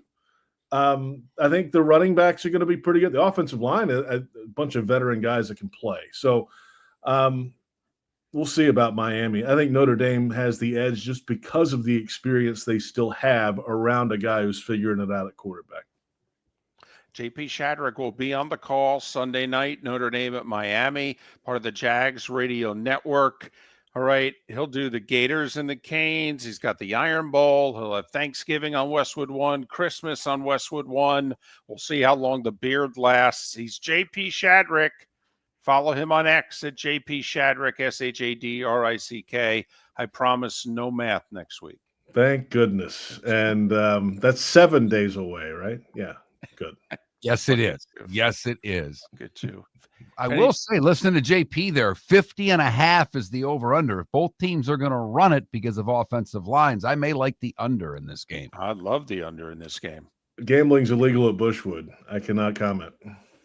But it's not illegal in Florida, and we'll gamble all that we can. For over 50 years, the Nolan family has been dedicated to protecting local families. Nolan Family Insurance is a second-generation independent agency that specializes in home, flood, auto, and boat insurance. They take the time needed to explain your coverage options and answer your questions so you can make an informed decision that's right for you. If you're looking for an agency that treats you like family, call 941-639-1122 or go to nolanagency.com. That's 941-639-1122 or nolanagency.com. With summer approaching, time to take care of your own house. So stop into the Floor Meisters and see their huge in-stock selection of carpet. The Floor Meisters has 100 rolls to choose from, starting at $2.99 a square foot for carpet, pad, and installation.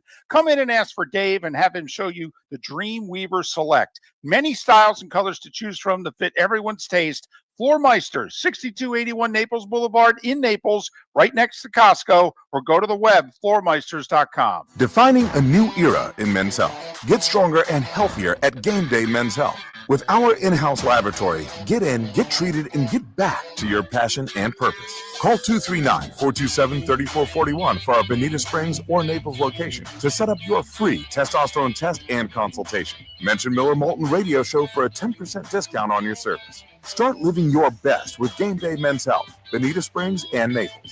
Call 239-427-3441 today. American Paint Supplies, for nearly 30 years, is your one-stop shop for all your coating needs. If you are a designer, a contractor, a professional painter, or a weekend warrior, American Paint Supplies is the place where experts go to get expert solutions. At 6100 Shirley Street in Naples off of Pine Ridge, American Paint Supplies delivers the best solutions with the best products with the best support. Meet Gene and his team today at American Paint Supplies. Call 239-566-2700. That's 566-2700 or online at AmericanPaintSupplies.net. This is Miller and Moulton.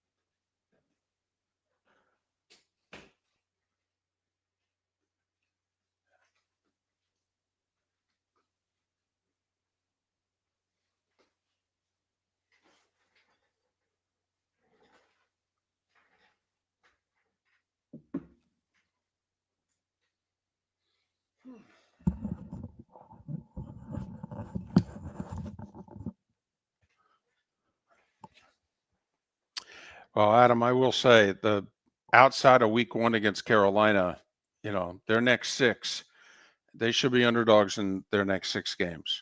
So now I do think the second half of the season, they get Colts twice, Titans twice. If they've become a decent team, they could make some hay down the stretch, and I do think they'll be a decent team in the final six games of the year, but yeah, I don't think they'll contend. I think they'll get off to a rough start.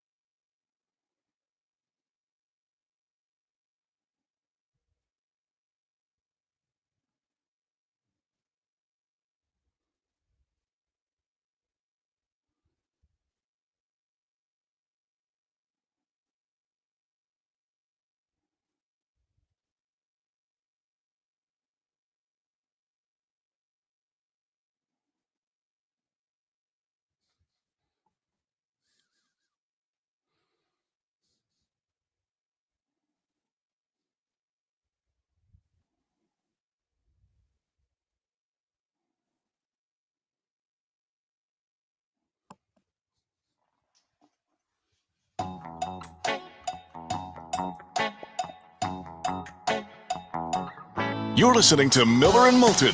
And now, here's Mark Miller and David Moulton. 21 minutes past the hour. If you missed Roy Cummings and JP Shadrick, go to millerandmoulton.com at some point. Download what you missed. Both Roy and JP joining us from the American Paint Supplies Hotline, your one-stop shop for all your coating needs. We made our college football picks today. A few of them were out there. Not going to lie. Not going to lie. I mean, aren't many places, many shows you can go to in the country, and you can hear schools named Georgia Tech and Washington, all right, that are mentioned in conference title games in the playoff. Just saying. So that's how Miller and Moulton rolled on this day. Prediction sure to go wrong. I am doing my best to work with our webmasters to make sure not only are these available for you when you download the segments at millerandmoulton.com or anywhere you get your podcast, but they'll also be in print at millerandmoulton.com just to make us look that much more foolish. Wow, that's fantastic. So glad we've got those capabilities now at this point in our show. I like South Florida to pull the upset tonight. How's that? Okay. All right. Okay. At what? They're 5.5-point dog. I know, and it's That's the not numbers much. dropped. I think it started a little higher than that, if I'm not mistaken. I mean, they've got the experienced quarterback. This is his best, most experienced team. All right. Boise State's not as good as they were last year. Come on now. You're right. They're not. I'm just with Genty alone being gone. How is it possible to have a guy that was considered for the Heisman, your best offensive producer, gone from the team? They're not as good. I'm with you. By the way, I'll take Boise. I'll lay the points. That's fine. Okay. Our first bet of the year. I'll take 5.5. We'll go head to head on that sucker. I like it. I like the Bulls. I think this is the start of a thing for South Florida. I do. The 5:30, 6 o'clock game. South Florida's early bird, happy hour. Yes, Florida, make all the jokes. Fine, that's when we'll play.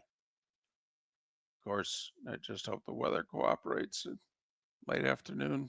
That is a tough start time. Over under lightning delays at a half. Don't. Come on. Let's come on. Well, but here's the problem, though. If you want it to be good tonight, tomorrow's a big high school football night. I mean, so. All right, let me ask it to you a different way. I believe that we are getting Boise and South Florida at 5:30. And correct me if I'm wrong here, David, but isn't it Nebraska and Cincinnati part of the doubleheader on ESPN, right? At 9 o'clock, correct. Okay. At what point do we get to start to watch the Nebraska-Cincinnati game on the channel it's supposed to be on? Because we all know that game's starting on ESPN News. You can write that down right now. Because you has games. The Deuce has got tennis, so they can't move it there. Right. So News is where it goes to start. Yeah, that's a problem. I'll bet you they'll hold that kick to 9:15 Eastern if they can. Remember, it's only 8:15 Central, and the game's at Arrowhead. So it's in the Central time zone. So it's not the worst thing in the world for the people at the game to just have to wait a few more minutes. Getting texts from the Tampa area, and thanks for listening and texting the show at 21,000. Said the weather looks good for the game today. It does. You can hear it on 1010, right? Our affiliate in Tampa carries South Florida. Yes, South Florida and the Knolls. Right. So, yeah. All right. I'm telling you, I like the Bulls. I like the quarterback. I like their coach. All right. This is their third year. The guts of this team, this is year 3 together. All right. I like them. I do think the heat and humidity will play a role. Even though it's not as hot as it can be, it's around average right now, temperature-wise, but still, Boise ain't used to this. No, they're not. I mean, the start of the game is going to be 90 degrees with the temperature's feeling like 100 with the humidity. It's Right. going to be saucy. There's no doubt. I like South Florida tonight, and I think the heat affects them. The weather's supposed. By the way, the next 2 days weather in Tampa, St. Pete, so it's supposed to be even a really good Friday night football weather-wise in the Tampa, St. Pete area. So that obviously can change, but that's what they're forecasting now. But no, this is going to be a legendary college football season. It's going to be so good that I don't think there's a chance, Mark, the year is so crazy that the sides actually come to an agreement by November 30th to extend this sucker to 16 at minimum, because so much upheaval has happened during the season that they know they got to make this sucker bigger. All right. Quick questions for you. Does anybody finish the regular season from a Power 4 conference undefeated? Penn State. I say no. And, they've got the Friday night game at Louisville, but I'm not sure who's beaten Clemson either. But I'll just say Penn State. Also, Penn State's non-conference schedule is embarrassing. It's so bad. There's a part of me that wants to say if they go 11-1, they don't belong in the playoff. That's how bad it is. I will say if they go 10-2, okay, we should on, because I'm serious. If they lose to Ohio State and Oregon, tell me their best win. Their schedule's embarrassing. You're right on with that. There's no doubt. Okay. I don't think anybody has a donut. You do. Let's see. Does a 3-loss team get into the playoff this year? Yes. I agree. From the SEC for sure. And who has more wins at the end of the regular season? The Florida Gators or the Miami Hurricanes? The Gators, because they beat the Canes. They go 10-2, and the Canes go 9-3. Oh my goodness. I think they end up tied. I think they both end up with 9 wins. That's my honest pick. I'm picking green on the roulette wheel, if you know what I mean. Well, hold on a second then. So you have the Gators then going 9-3, but you didn't give them a playoff spot? No. Wow.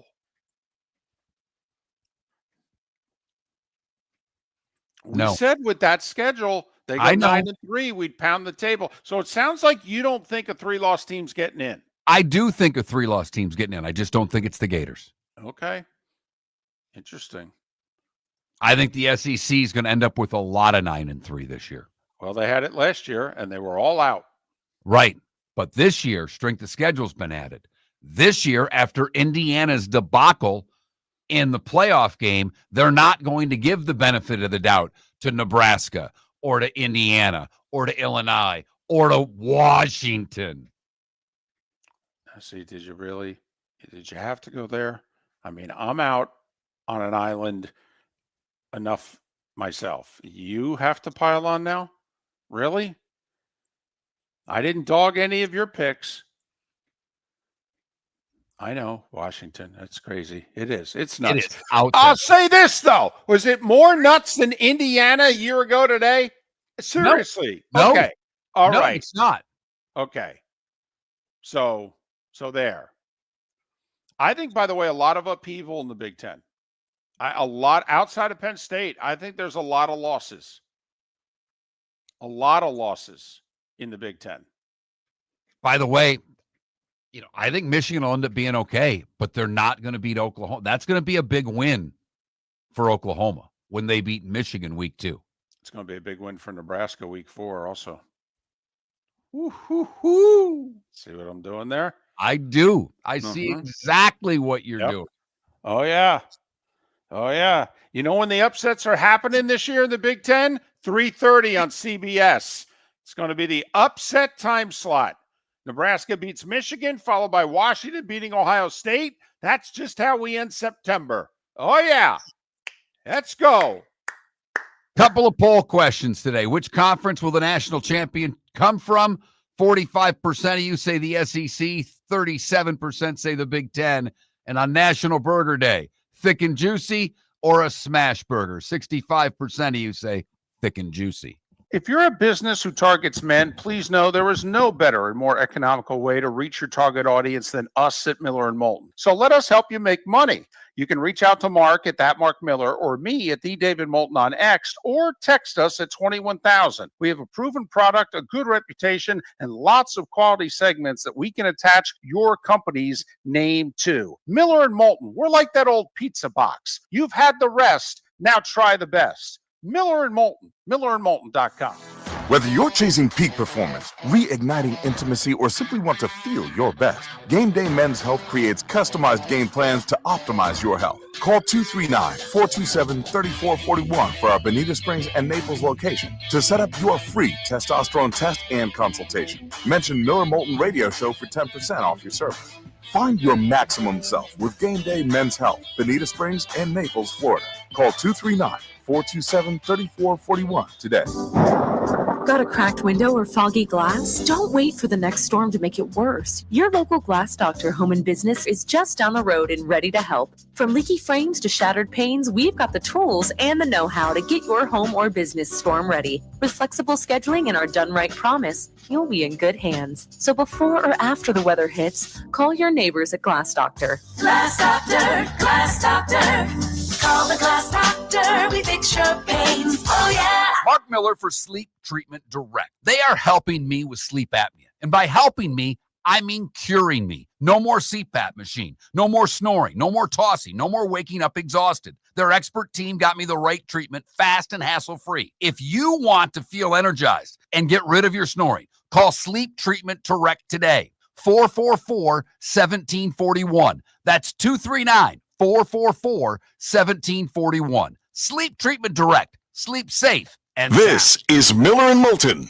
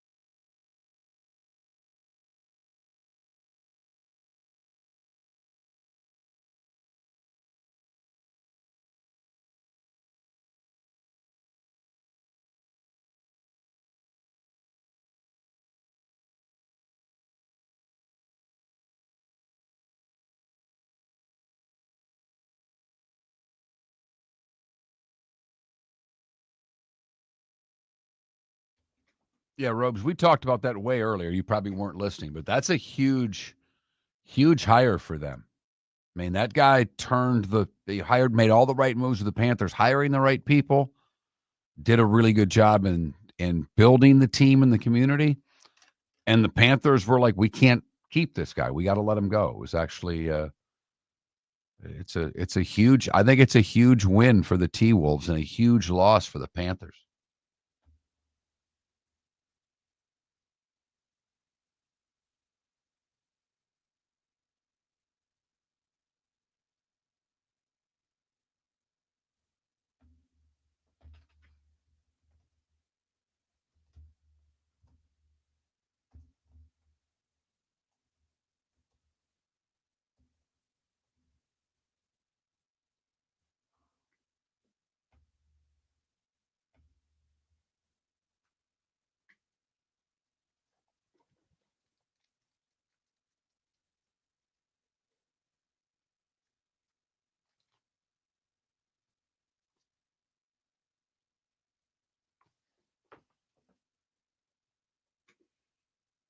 Yeah, he is.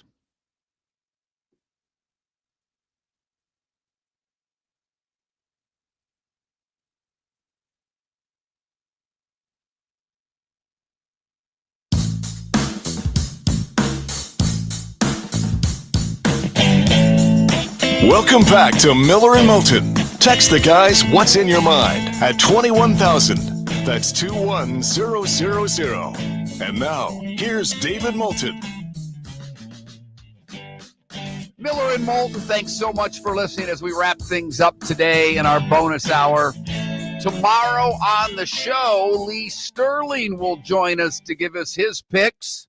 He went over in week 1, but then again, he only made one pick. He picked Kansas State, had them winning by 7. Obviously, Iowa State winning the game outright. So Lee will give us his 5 picks tomorrow. David and I will make our picks tomorrow as well, plus Pat Kerwin on the show. Without any further ado, it's time to get after it. It's that time again, nearing the end, but not quite there yet. Here's Mark Miller with Today Was the Day When. Today Was the Day When is brought to you by Game Day Men's Health with locations in Bonita Springs and Naples, plus plenty of locations in and around the Tampa area. GameDayMen'sHealth.com is your way to find the location nearest you. Mention Miller and Moulton for 10% off of your service. We start today in 1918 when Cleveland Indian outfielder Tris Speaker is suspended for the season due to an assault on umpire Tom Connolly. Don't know what the call made that Mr. Connolly had that upset Tris so much, but think about it, suspended for the season. Today in 1957, Strom Thurmond gives the longest filibuster of 24 hours and 18 minutes. The Democratic senator from South Carolina rallying against the Civil Rights Act in 1957. Not much of a shock there. 1963, Martin Luther King Jr. delivers his I Have a Dream speech during the March on Washington and the Civil Rights March at the Lincoln Memorial. 1968, at the Democratic National Convention in Chicago, police in riot gear take on protesters who are demonstrating against the Vietnam War.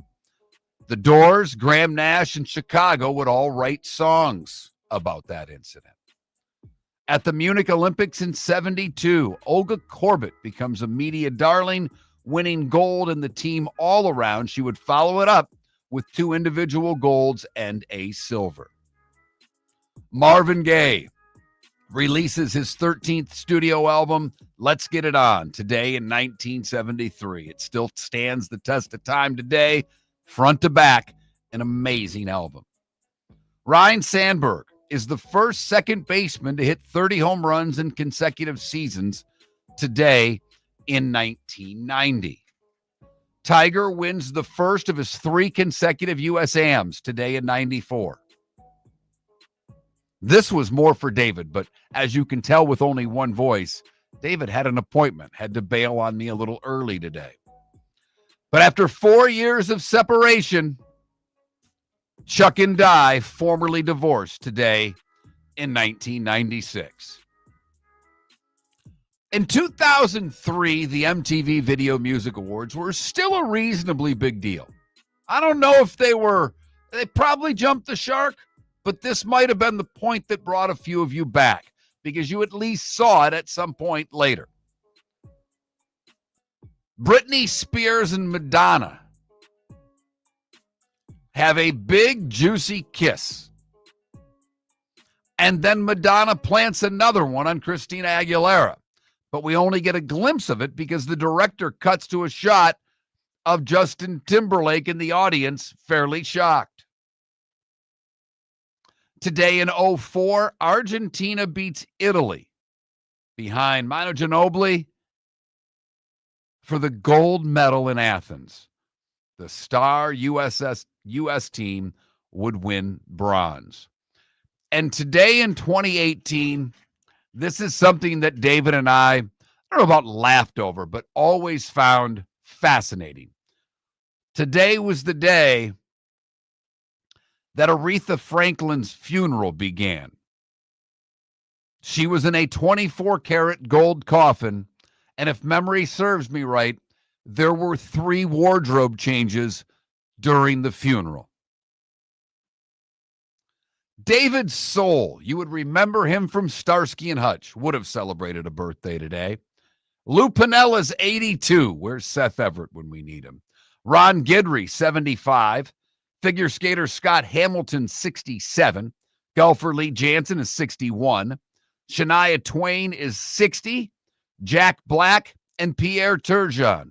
One actor-singer, one pretty damn good hockey player. They're both 56 today, and country singer Leanne Rimes is 43 years old today. Time to see life a little bit differently. Here's Mark Miller with the good, the bad, and the ugly. What you got, Mark? For the good today, we go to Cape Coral, where Kyle Myvet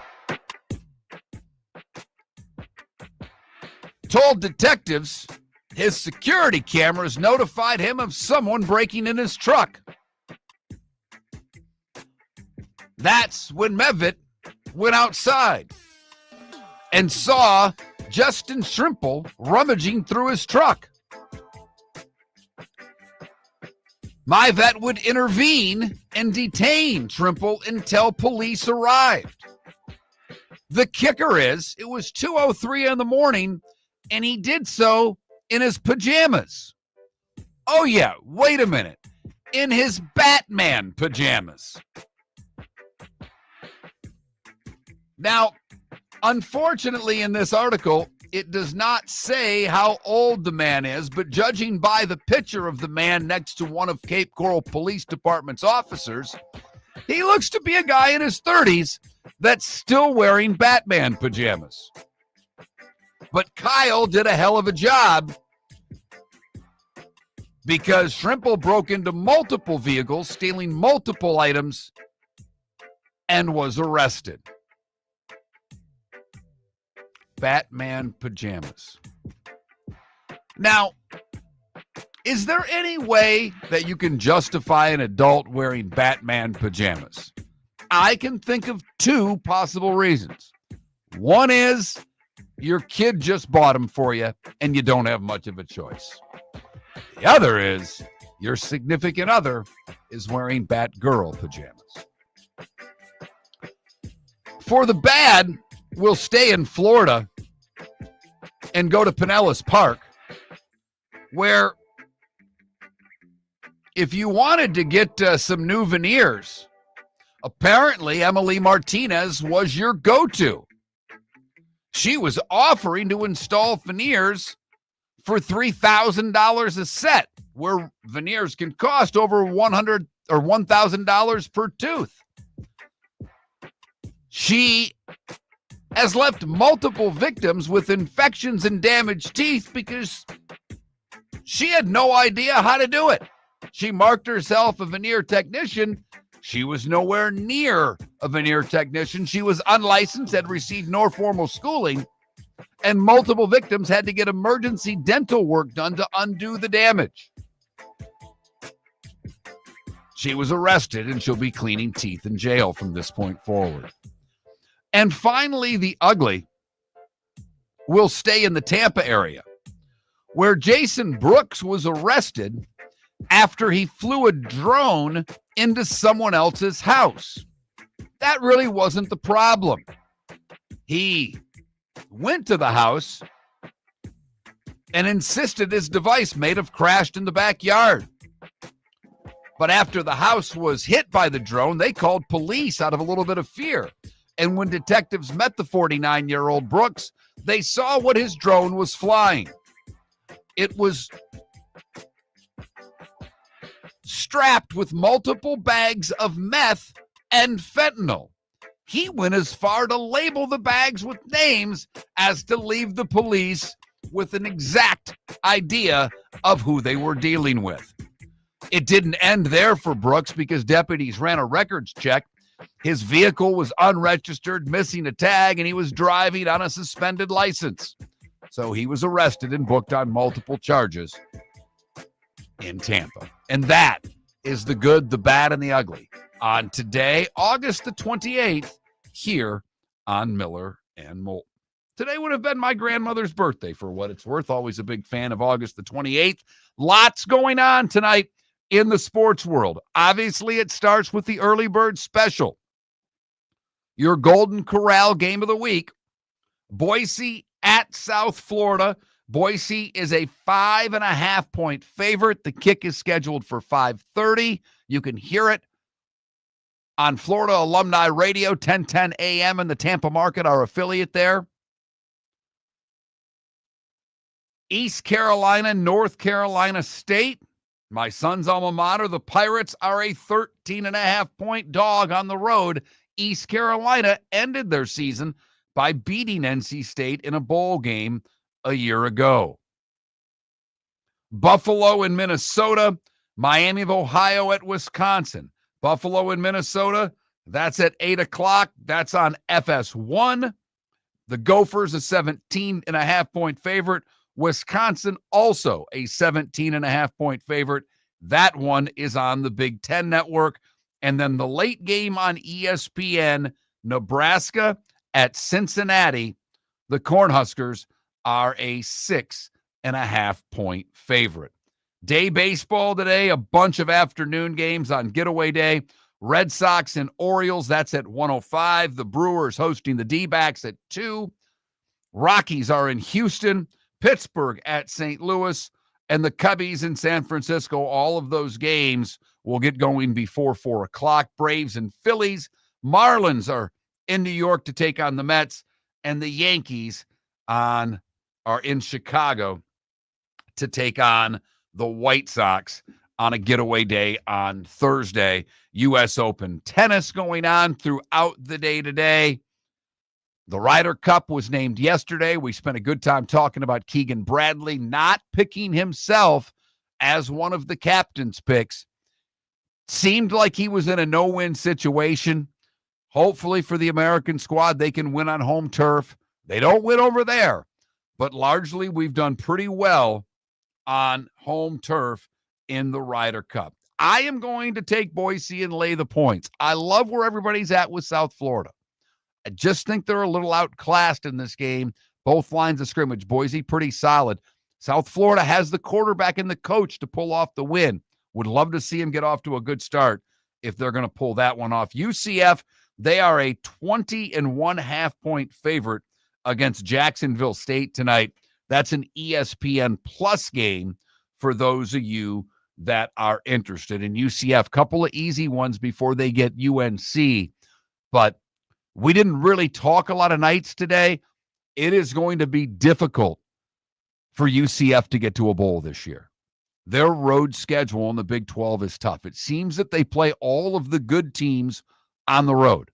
And if they're going to win a road game, I kind of look at the Cincinnati game as maybe of two teams being a little more equal of where they can steal one on the road. That means they really have to take care of business at home if they're going to figure out a way to go bowling. South Florida, the problem with South Florida going bowling, their schedule.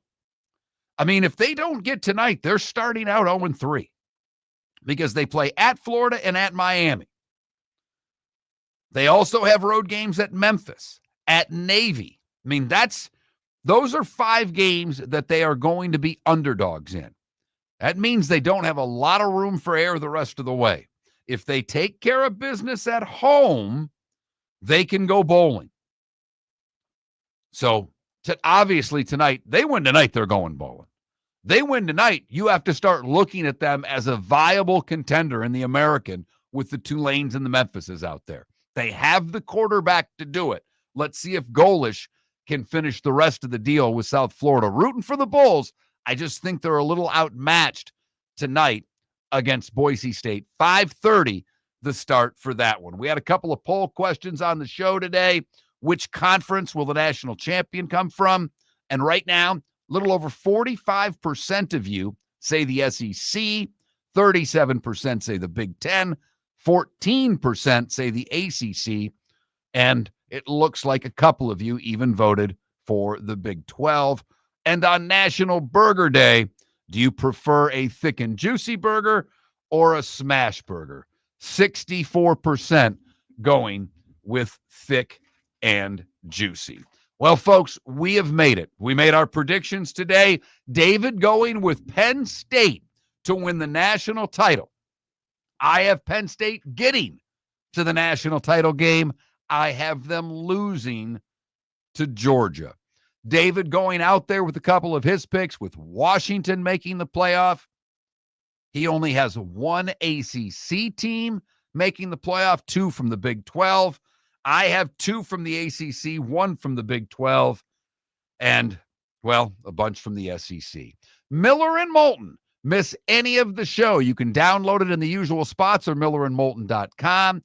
Pat Kerwin and Lee Sterling to join us tomorrow on a Football Friday. Shoeless Joe's Sports Cafe is where your fantasy football draft should be. Free private rooms, Wi-Fi, plus food and drink specials. In August, Shoeless has bingo and trivia Tuesdays and Thursdays with your chance to win free wings and beer for a year. Fridays, live music on the deck. Saturdays, karaoke on the deck. Plus daily meal specials like Wednesdays, $6 wings and half-price pizza. Watch all your baseball and football at Shoeless Joe's, your home for good food, good times, and good sports in the Bell Tower Shops, Fort Myers. When you're craving the real taste of Chicago, there's only one name to know. Jimmy the Beef Guy. We're talking tender, juicy Chicago beef sandwiches. Whether your party's for 10, 100, or 200, bring game day to your house with Jimmy the Beef Guy. The catering packages come with the beef, the gravy, the peppers, the bread, everything you need. 2 convenient locations, Fort Myers and Bonita Springs. Skip the ordinary and bring the beef. Jimmy the Beef Guy, Chicago flavor, Southwest Florida style. Call today or visit jimmythebeefguy.com. Tell him Miller and Moulton sent you.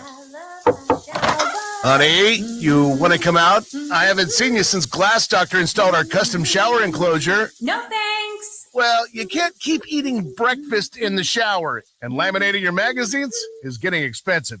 You remember we have guests coming over tonight, right? Oh, I'm sure they'd love to see the shower. It's our neighbors, and I highly doubt they want to be hanging out in our bathroom. The shower's so good, you'll never want to leave. Visit glassdoctor.com today and schedule an appointment online. American Paint Supplies, for nearly 30 years, is your one-stop shop for all your coating needs. If you are a designer, a contractor, a professional painter, or a weekend warrior, American Paint Supplies is the place where experts go to get expert solutions. At 6100 Shirley Street in Naples off of Pine Ridge, American Paint Supplies delivers the best solutions with the best products with the best support. Meet Gene and his team today at American Paint Supplies. Call 239-566-2700. That's 566-2700 or online at AmericanPaintSupplies.net. Summer approaching, time to take care of your own house. So stop into the Floor Meisters and see their huge in-stock selection of carpet. The Floor Meisters has 100 rolls to choose from, starting at $2.99 a square foot for carpet, pad, and installation. Come in and ask for Dave and have him show you the Dream Weaver Select. Many styles and colors to choose from to fit everyone's taste. Floor Meisters, 6281 Naples Boulevard in Naples, right next to Costco, or go to the web, floormeisters.com. If you're a business who targets men, please know there is no better and more economical way to reach your target audience than us at Miller & Moulton. So let us help you make money. You can reach out to Mark at that Mark Miller or me at the David Moulton on X, or text us at 21,000. We have a proven product, a good reputation, and lots of quality segments that we can attach your company's name to. Miller & Moulton, we're like that old pizza box. You've had the rest, now try the best. Miller & Moulton, millerandmoulton.com. This is Miller and Moulton